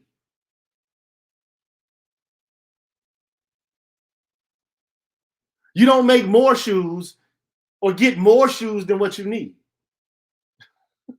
You don't get a whole bunch of food and then other people are like hungry as hell. Everybody gets what they need. All a person's basic needs are met and you don't have excess in this healthy city. They all live a long life because they're healthy. They don't have food that's harmful to the body. They have healthy food. So they live long lives and they pass their customs on to their children. This is the healthy city that basically is proposed by Socrates to Glaucon. But then Glaucon objects to this city. He basically says, look, this is a city that's fit for pigs. Who would want to live in a city like this? This is not the kind of city I want to live in. Shit, what about the arts and the crafts? You know? What about luxury goods and entertainment? It ain't just good enough to live in a city where everybody's basic needs are met. Fuck that. I don't want the shirt. I want the polo shirt. Fuck the shoes. I want the Jordans. Fuck the bag. I want the Fendi, the Prada, the Gucci. Fuck the Toyota. I want the goddamn, you know, the BMW. We can't just have what we need. We got to have luxury. So then, we also gonna need aestheticians, cosmetologists, or whatever the fucking case may be. Gotta have people to do nails and hair and makeup. And to do all the shit that the one woman was talking about, to exfoliate and all this shit. So then the city is no longer healthy. The city becomes feverish. So Socrates is like, okay, well, you don't like the city that we have. Guess what then? Okay, let's give you the kind of city you want. You need luxury goods. You're just not satisfied with exactly what you need. We have to have more than what we need. So then now we got to add merchants. We have to have poets and actors and beauticians and all kinds of people that we didn't need before. So guess what then? This is going to create wealth. And guess what happens when you have wealth? You're going to need somebody to defend it. You got to have somebody to defend it. So then guess what that does? I want to see if y'all still with me. Yeah, y'all still with me. Look, let me tell you, this is important, bro. This is arguably Plato's Republic is the dopest book in the Western philosophical tradition, but I got my critiques of it. But anyway, let me get to this shit. I just wanted to make sure y'all were still there with me. All right. So you're going to need people to defend the city. So guess what you're going to need? Warriors. You're going to have them, right? But the problem with warriors is, right? You need them, but you're going to also need an educational system in order to train them. You got to educate them properly. Because, I mean, you just don't get good soldiers. You don't just get good soldiers just popping out. You have to educate them. You have to create a training system for them, right? So now you have to be preoccupied with how you educate these groups of persons. And this takes up the bulk of the whole republic. Most of it. But we don't have time to get into all of that. I'm going to break down what's essential to it. Now, first of all, you know, not everybody's fit to be a warrior. Not everybody has the aptitude. So you're going to have to find people who actually have the aptitude for it. We already know right now, just looking at the police in this culture, everybody ain't cut from the kind of cloth that's built for a person to be a police officer. Or even in the military. Everybody ain't ready for that. It ain't for everybody. It ain't for everybody. But if you have a city and you're in control of it, you have to have the ability to scrutinize and figure out what kind of person is good for this kind of role.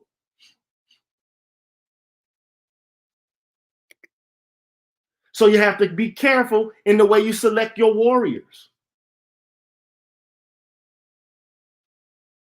Not only that, you have to make sure that when you educate these people, the system that you have is rigorous. It's got to be physically and mentally challenging, because when it's time for them to go to war, they're going to be challenged physically and mentally.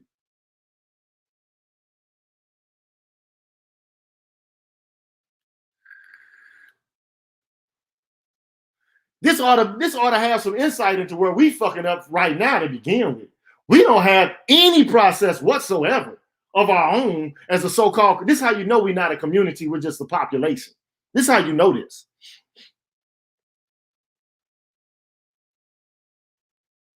By the way,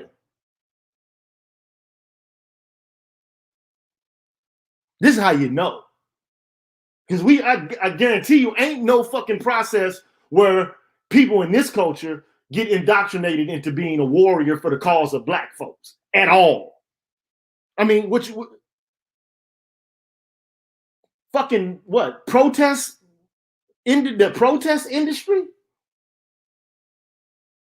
Huh? Do you know that there actually exists a protest industry where people learn how to do chants and shit? Like, you know, like Look, I'm not going to even get into all that, but to me, that's some milquetoast bullshit. They're professional organizers, professional protesters. Hands up, don't shoot. What do you want? Justice. What do you want it now? They teach you how to march and do die-ins and shit, how to do some chants. But that's not teaching somebody to be a warrior. See, warriors have to kill people. Warriors shoot people. They bludgeon them to death.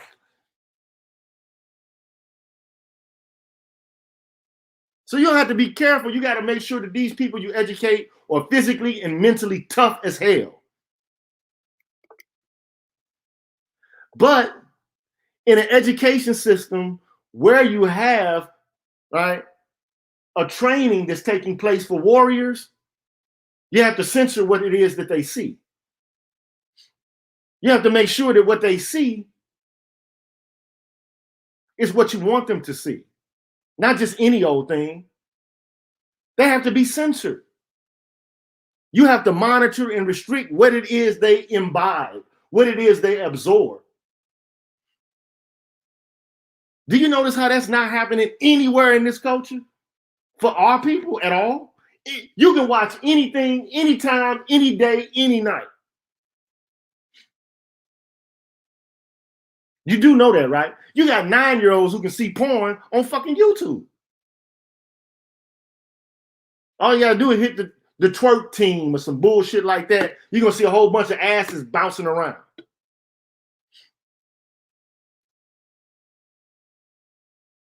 For kids.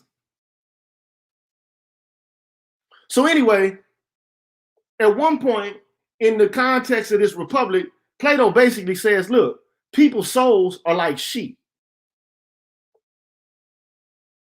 And it's like they're grazing all the time. They're always grazing. Little people's souls are just grazing, grazing, grazing. But if you put those sheep in a poison field, they're going to keep on grazing. They're going to keep on grazing the poison. They keep grazing the poison. And little by little, all of those sheep are going to be poisoned.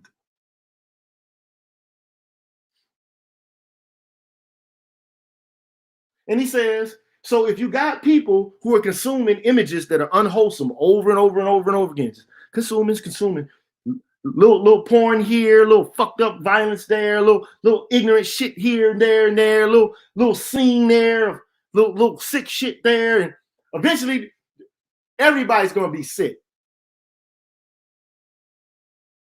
So he says, not only do you have to restrict what the guardians see, but everybody in the society has to be restricted in relation to what it is they see. You have to govern what you watch and what your children watch. But of course, if this were a city, we would be able to govern and restrict what people watch. In China, they do this shit. They're not just able to see whatever the fuck they want to see.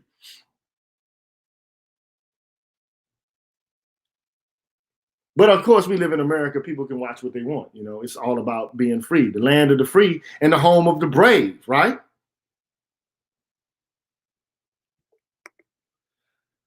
So long last, let me get to the punchline of this shit. So what does justice look like in the city?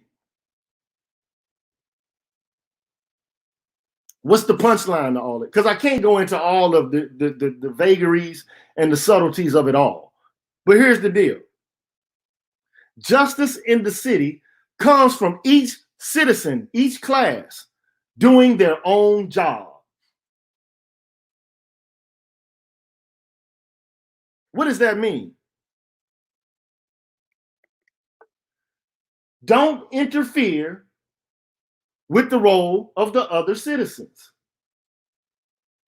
Again, what does this mean?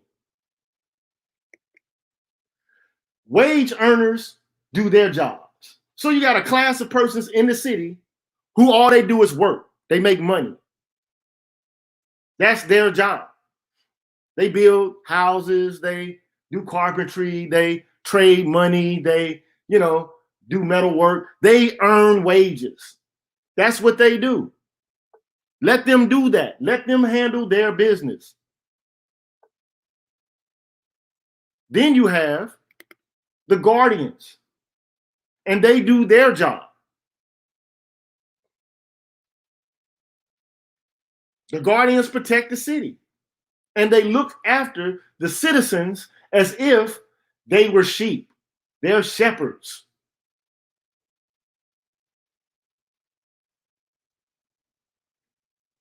And the other part of the city, the other class of persons, are the rulers. Now, of course, how do you pick the rulers? The rulers are people who have philosophical souls. They don't touch money. They don't fucking touch money. They don't touch weapons. They guide the directions of the rest of the people in the city. They have the most philosophical souls. They've been tested physically, because most often what's going to happen is the rulers are going to come out of your guardian class. But anybody can come and be born and have the kind of soul that would put them in a different slot. It's not like it's a caste system where you're stuck to one particular place. That's not how it goes. But the people who earn wages, they do their job. The people who are guardians, they do their job, and the rulers do their job. So then the question becomes, how do you get injustice in the city? Well, citizens do their own jobs, and then they do other citizens' jobs. That's how you get injustice in the city. So it basically is people interfering with the role of the other citizens. That's how you get injustice in the city.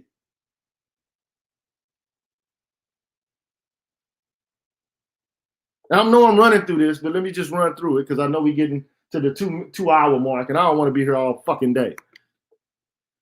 So the wage earners want to become guardians. The damn guardians want to be rulers, and the rulers want to be rich. That's where you get injustice in the city. That's when things start to fall apart. When people start trying to play other people's role, that's when everything gets all fucked up in the city. Now, the way I imagine this, let me translate this into something contemporary so you can understand it clearly. Let's say you got a fucking basketball team, right? You got the one guard, you got the two guard, you got the, the three guard, the power forward in the center. So we already know what the center's job is. I mean, you got there's always going to be exceptions to any rule. We ain't talking about Magic Johnson coming down the court. We know who the ball handlers are typically on a basketball team. The one guard is the one who usually makes the plays and dribbles the ball down the court. But when you got a team and you got Shaquille O'Neal, this motherfucker insists on bringing the ball down the court. 9 times out of 10, he's going to get picked. His pocket's going to get picked. And it's going to end up creating a whole bunch of fucked up shit with the team. No, bro.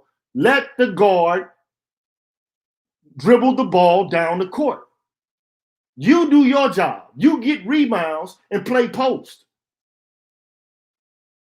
Play your role. Follow your role. Do what you do best. Don't try to start doing what everybody else is doing.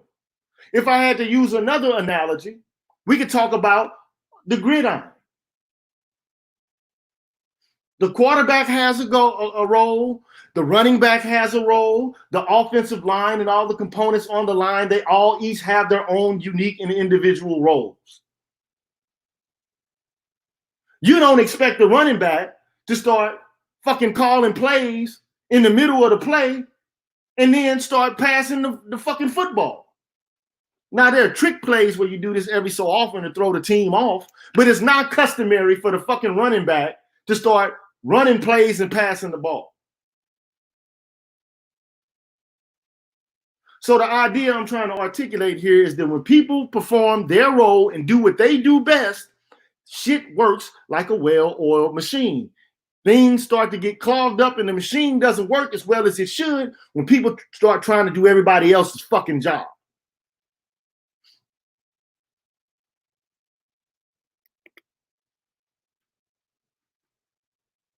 So I know it changes up, but so what does this have to do with a virtuous person? Right? What is it? Because now we've looked at justice in something larger, the city. Basically, justice is doing what you're supposed to do in terms of your class position. So why is it intrinsically good for an individual person to be virtuous? Well, because a virtuous person has a soul that is in balance. They have a soul that's in balance. Well, what the fuck does that mean, to have a soul that's in balance? Well, just like you have 3 parts to the city, there's 3 parts to your soul.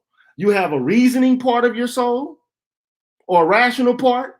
You have a spirited or an emotional part of your soul, and then you have a part of your soul that deals with physical desires.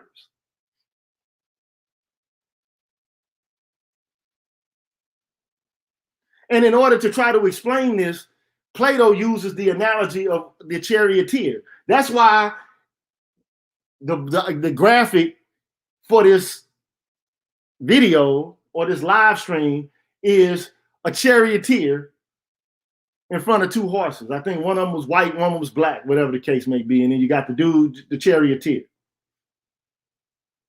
He's going to say your soul is like a charioteer. You got the reasoning part, the emotional part, and the appetitive part.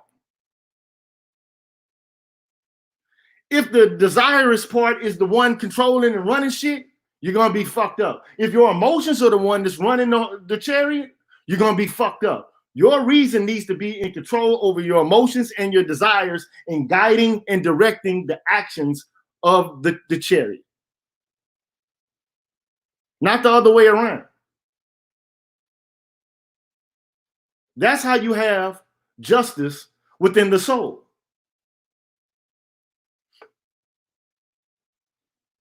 And let me tell you, put it this way. We all know who that guy is. That's Lamar Odom. We already know he was fucking around with Khloe Kardashian, and then, you know, he divorced the motherfucker and he went on a bender and shit. So he started using dope and started going to the bunny ranch and fucking women and shit, just doing carnal shit. So look, there's a difference between being healthy and then just doing what your body, just whatever you desire. That's not freedom. That's not justice, just being able to do whatever the fuck you want to do to be able to fulfill every carnal desire that you have. That's not freedom.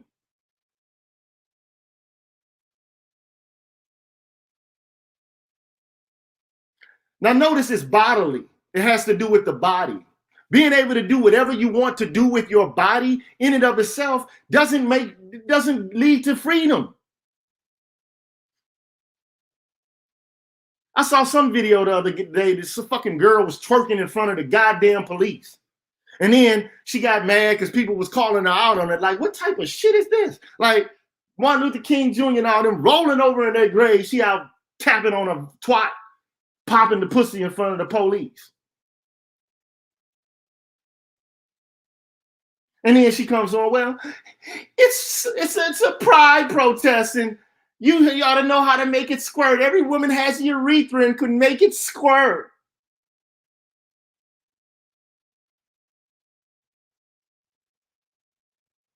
So that's all this is about.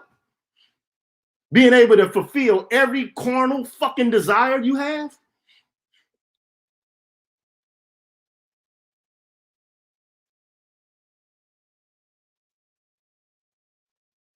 Man, let me back up. Okay, so we've covered that, right? So it's not just going back.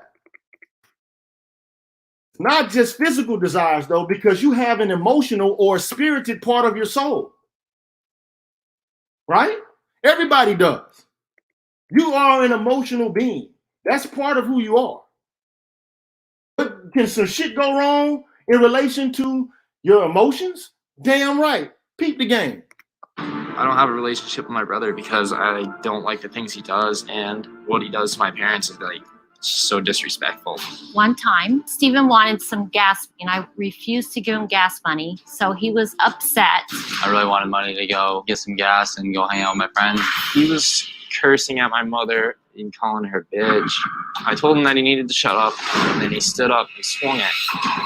Kyle tackled him to the ground, and they started fighting. My husband was on the phone with me, and he ended up calling 911, and the cops came, and Stephen and Kyle both got arrested.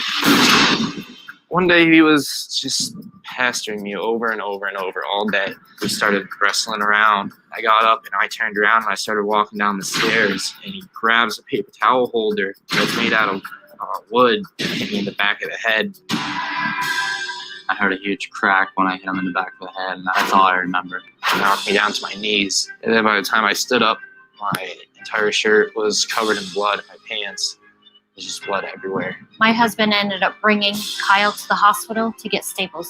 It was horrible. This situation could have ended very badly. That was on the back of the head. You can kill someone by doing that. It doesn't make sense to me. I don't understand why would you do something like that? Okay, what were you thinking when you did that? I wasn't thinking at all. I was filled with rage, as you would say. And what were you upset about? What was it that Kyle did that made you decide it was okay to kill him? Because what you did, the only difference between him being dead and not dead is he just didn't die. Because what you did was at the level that could kill him. I mean, if you hit the right angle or whatever. An inch lower. Yeah, I mean, clearly. What was it he did that you were prepared to end his life? I don't remember. So look, this motherfucker. Look, I gotta go. Look. I know I'm going long, right? This guy does not even remember. He can't even recollect why.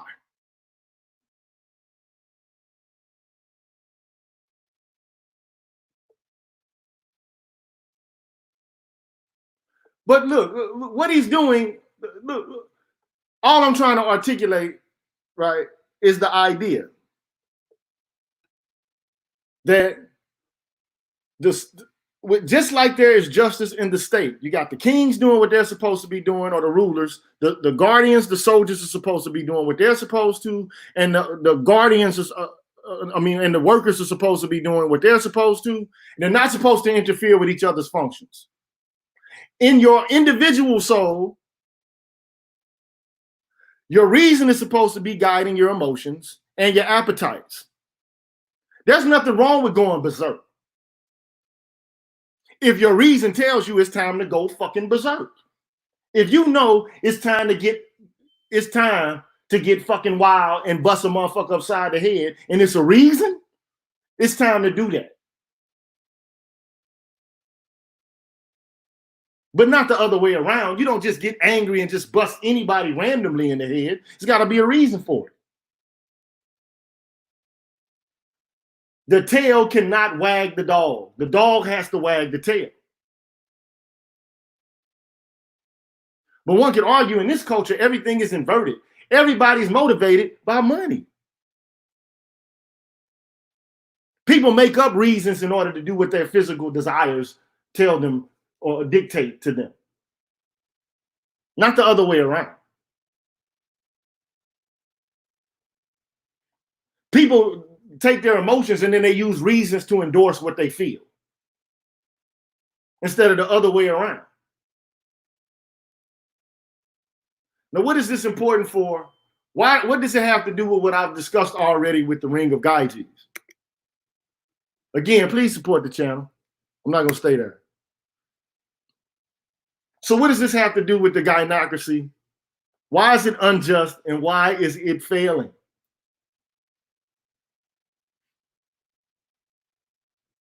What does it have to do? Well, first of all, there's no accountability whatsoever.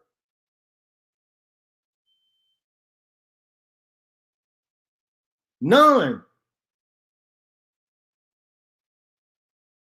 All you hear is, right, shifting of blame. If you run shit, if you are a fucking ruler, you're the only one that accepts the responsibility. That's the way the fucking shit goes. Bottom line, if you're in control and you run shit and you can't be told what to do and you tell others what to do, you accept responsibility for all failures related to your governorship.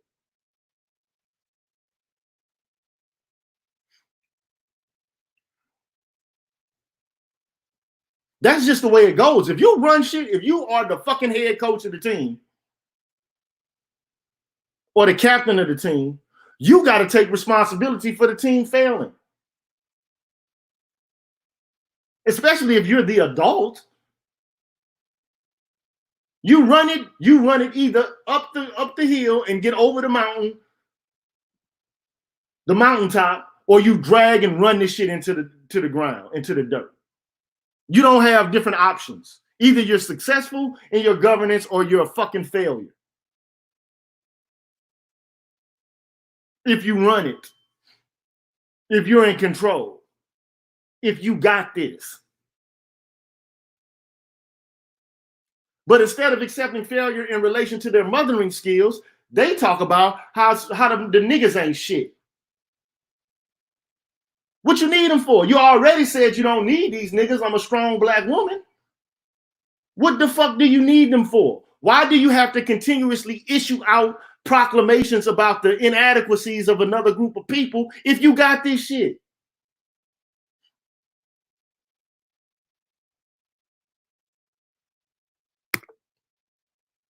And see, the reality is because in a gynocracy, these women, look, the data doesn't lie. The numbers don't lie. It's some fucked up shit going on in the black community. And they don't know exactly what to do. If they did know exactly what to do, they would be doing it.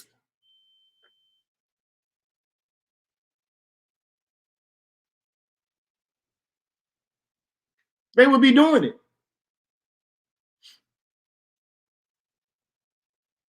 I'm not trying to be disparaging, but if you had a plan and you knew how to govern and you knew exactly what to do in order to right the ship and to steer it the way it's supposed to be steered, you'd fucking do it, wouldn't you?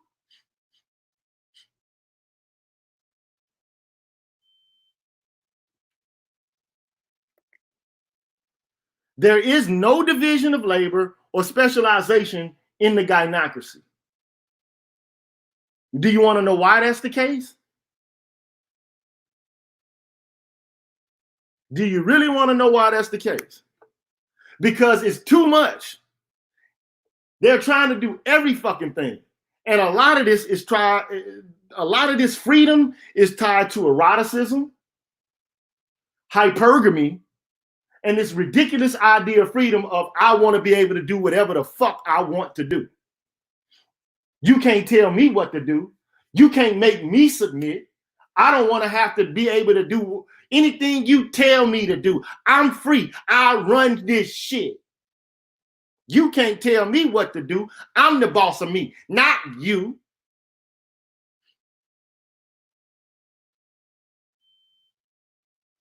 But for everything you gain, there's something you lose. Because you can't hold, it's like going to the going to the fucking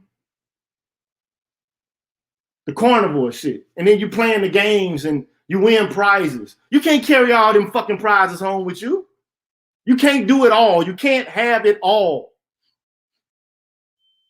Something is lost for everything that's gained because you can't do everything.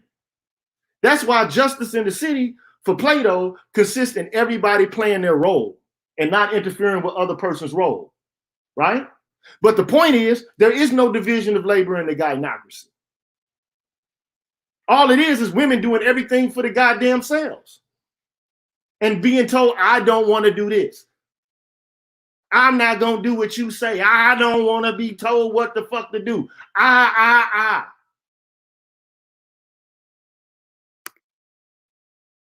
You're doing too much. Damn, Pam. You're doing way too much. You cannot do it all. You can't do all this shit. You can't do it all. You cannot do it all.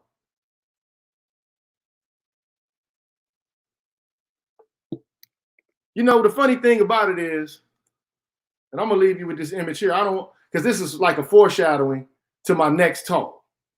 Actually, let me put it up right quick. Let me see. Hold on. No, not that. See that? Do you know what that is?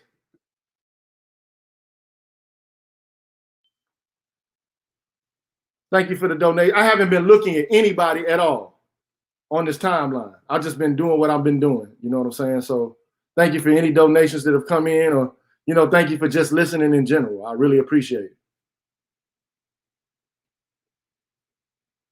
So do you know what that is?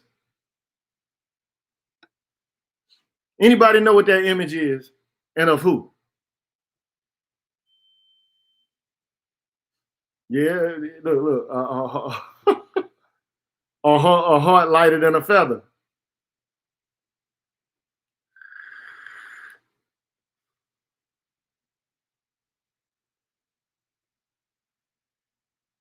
That is who? What's the name of this goddess? I'm waiting on somebody to tell me.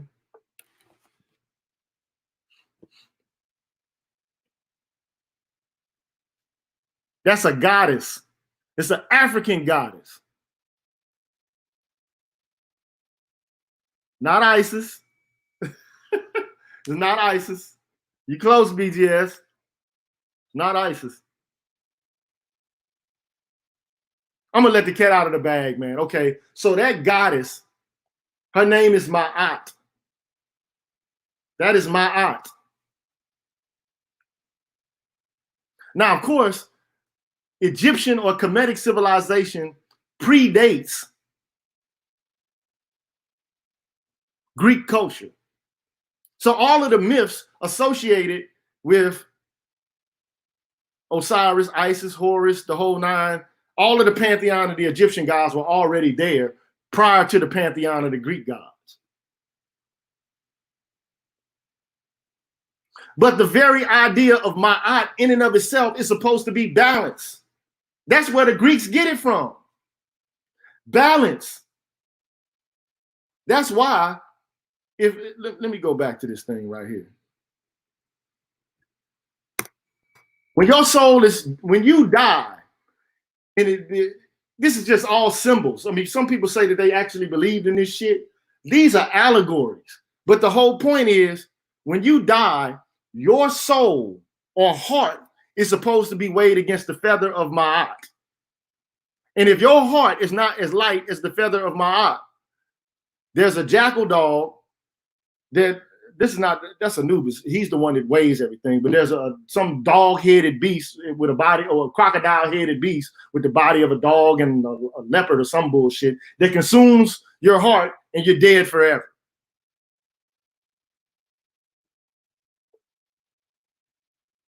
But the whole point of it all is that the personification of balance is supposed to be feminine.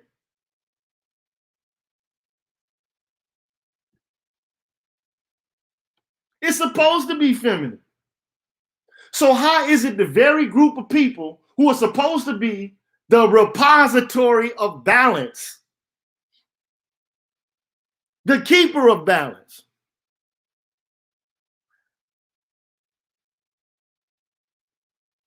why in the fuck are they not balanced?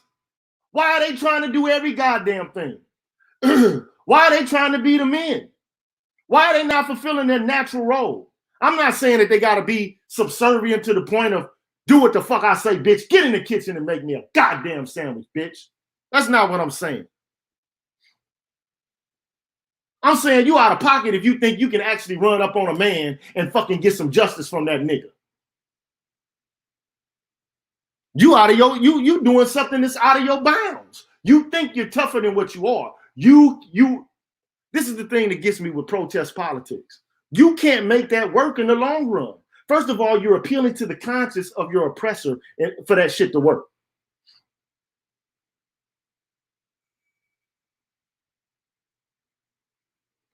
You have to appeal to the conscience of your oppressor for it to work.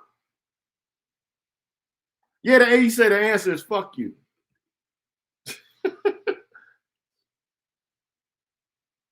Well, my answer to that is if they are saying fuck you, then guess what they're doing? They're doing that. All they're doing is trying to live out what I would consider to be their emotional and their physical desires. That's all this is based upon. Because they know from a rational perspective, this shit can't work. Not in the long run. They might not care. Like you say, they don't care. Okay, so they don't care. But it doesn't matter if they care or not. The point is this. You're not a happy person. You're not a stable and a happy individual if your soul is not in balance. You're not. You can put it this way. If you got all the money in the world and you can do anything your body tells you can do, or that you can fulfill every desire you want, that doesn't mean you're happy. Shit. Ask Whitney Houston if she's happy. Ask Kurt Cobain if she's happy. Ask Bobby Christina if she was happy. Just because you got bread and you got money and all the shit, don't mean you're going to be happy. That doesn't mean your soul is in balance. It doesn't.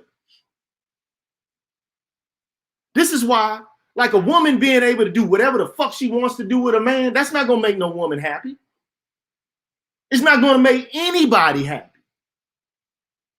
Just being able to tell people, I want it this way, you're going to do what I say, nigga. You're going to do it the way I want it.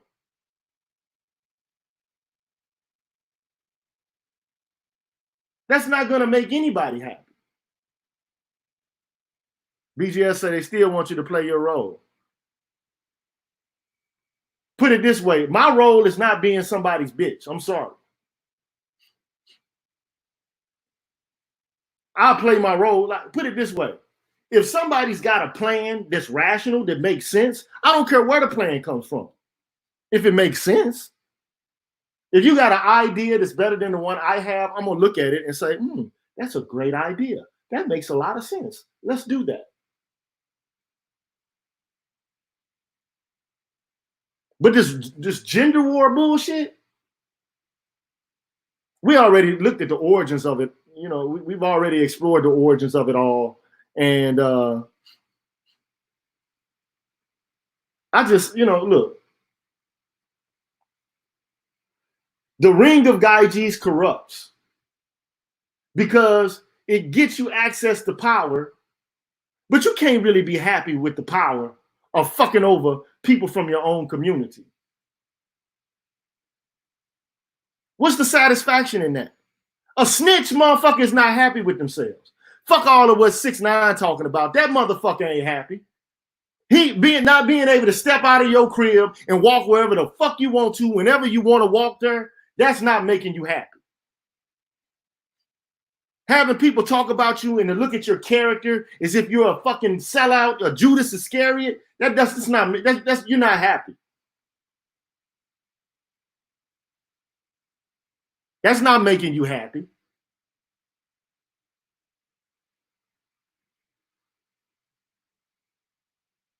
Walking around like you run shit, but knowing that you running the fucking shit in the ground, that's like being on a team and knowing you coaching the team, but you know you're not really actually coaching the team in such a way that you're actually making the team win, go to the finals, the playoffs. You just know you're just playing the season, but you're going to play anyway. You're going to run the team in the fucking ground because you're not going to let your pride get it. You're not going to let your pride be attacked. Instead of saying, damn, I can't do this all myself. I just can't do it all myself.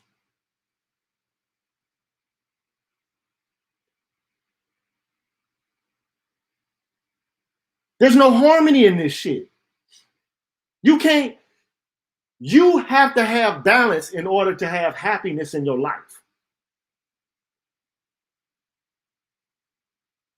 You can't let every desire you have dictate everything you do. But see, you know what? I'm not going to say that women by themselves are emotional and that men are always rational, because there's some emotional niggas out here.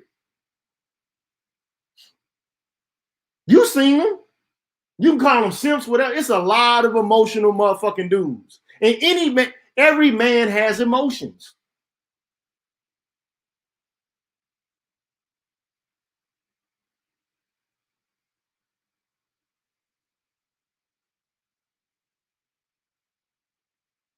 Every man has emotions. Every woman has emotions. But people are not happy if their souls are not in balance, if their communities and families are not in balance. People are not happy. The question is, how do you restore the balance? How do you get back to balance? First of all, you got to have balance in your community. Really, actually, because the community is what produces the individuals. This is what y'all keep saying when you say you're creating the very little niggas and oppressors you say you hate. You're fucking cranking them out. You're the baby factory. You making these motherfuckers.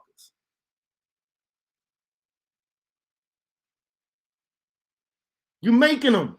You producing them. And they're not coming out by default. You can't create warriors because you're not even trying to create warriors. You're trying to create simps and manginas to serve you.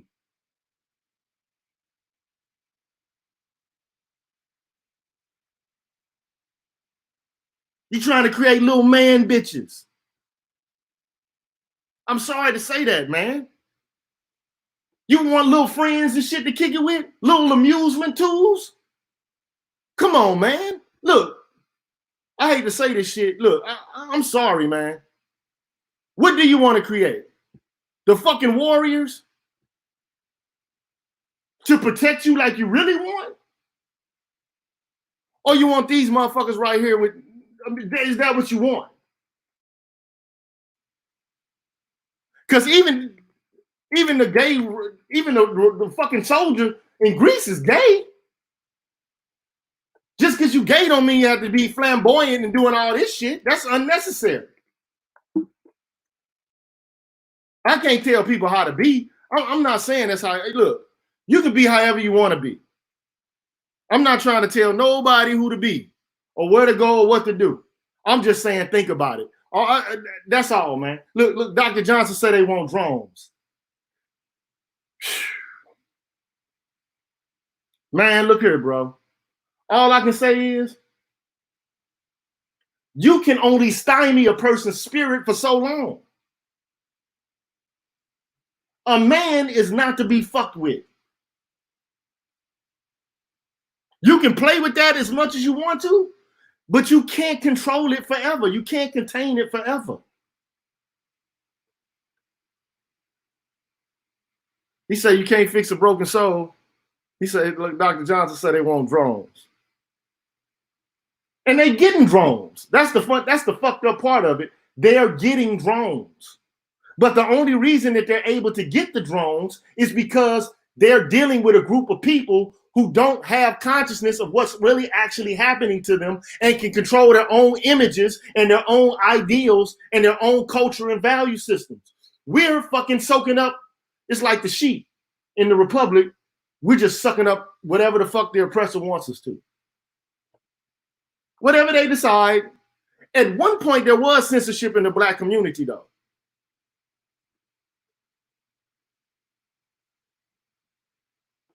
He said, you're arguing that they believe we have spirits. They only see that in themselves. Man, you know what?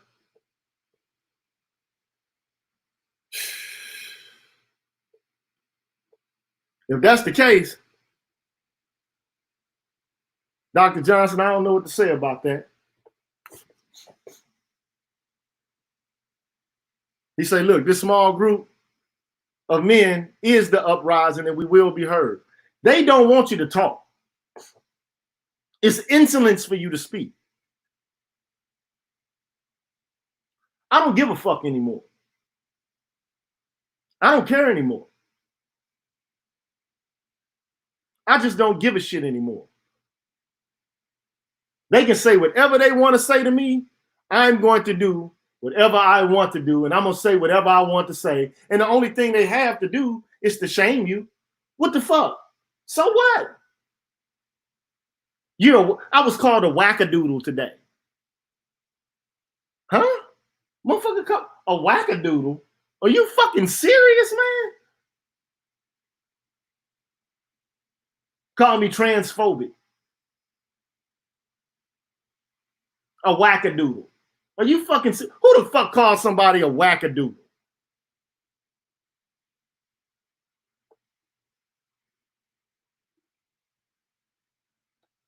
Well, anyway, man. All I'm doing is just trying to spit and to try to get you to understand that. And if I go back, and I'm gonna be done with this because I'm getting well into the damn 2-hour mark. And let's go back. America's not trying to pay for her sins. We already saw that. It ain't happening. We got plenty of plantation politics all over the place. And everybody's trying to get their own little bid in to have whatever little crumbs they can get when Massa dropped the food or the slop from the table. The little crumbs. This all this black girl magic shit is Massa's magic. The only power they have is proxy power. And they trying to do too damn much. Freedom in and of itself is not just negative liberty, the freedom to be able to do whatever you want.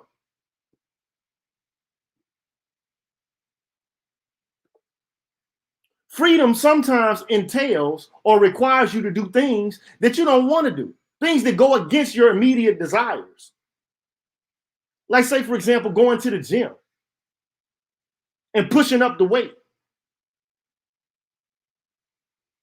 or going on a job after you've taken a hiatus for a while and getting back out there and doing it. You don't want to do it, but you got to get out there and do it. But it's more beneficial than you just doing whatever it is you just want.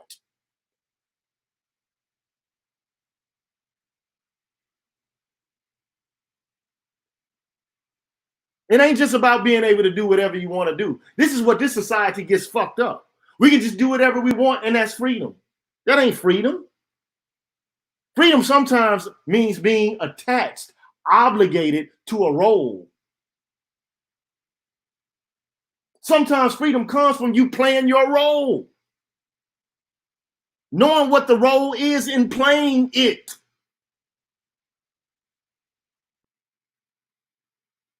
Sometimes freedom comes from perfecting something you're connected and tied to that you can't escape from.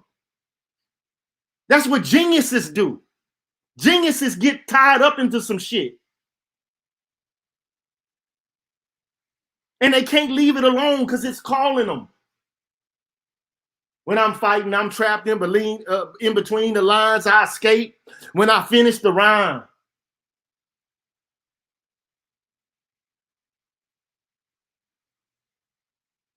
It's biting me, it's fighting me, and mighting me to rhyme. I can't hold it back. I'm looking for the line.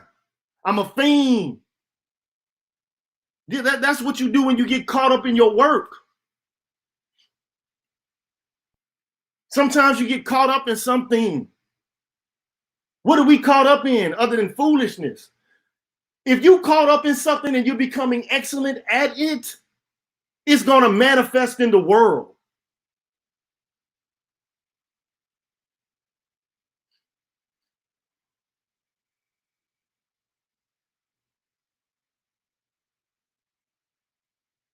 What are we manifesting? It's time for us to start manifesting and exercising some virtue, man.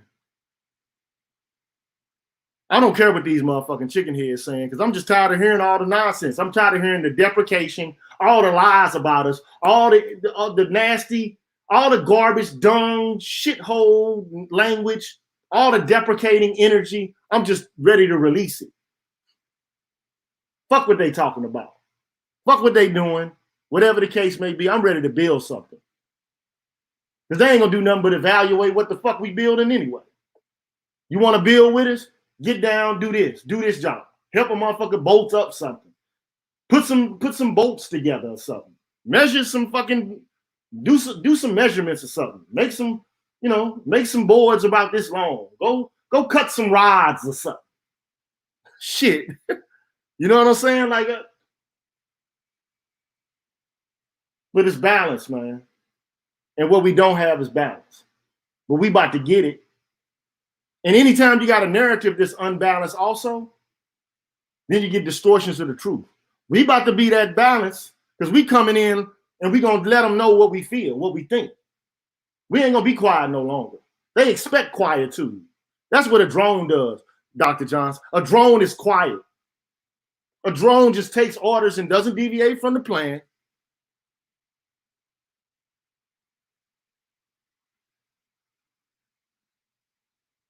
We about to show them something though. So anyway, man, I'm glad y'all joined me today, man. I really appreciate it. And thank you, Unreasonable Man, for the donation. I appreciate you, brother. Thank you also, Mr. Progressive, New Jersey. Appreciate it, my brother. Also, thank you for the donation from my brother, Dr. Johnson, man. I appreciate it, brother. Michael Green, man, I appreciate you. I appreciate all of y'all brothers, man. Thank you for joining me this afternoon. Jerome, my brother, appreciate the donation and all the other donations that came to me through Cash App. I'm going to go through those now. My brother, Aaron Lacey, appreciate it, brother. My brother, Jermaine, Jamaan McLaren, appreciate you. My brother, Eric, I appreciate you. So I'm about to sign off, man. The next time I come to you, I'm going to try to talk about this balance thing, man, according to the way our ancestors had it and conceptualize it instead of how these white dudes did. But I thought it was interesting. And, the Cash App, it's $G to the PhD.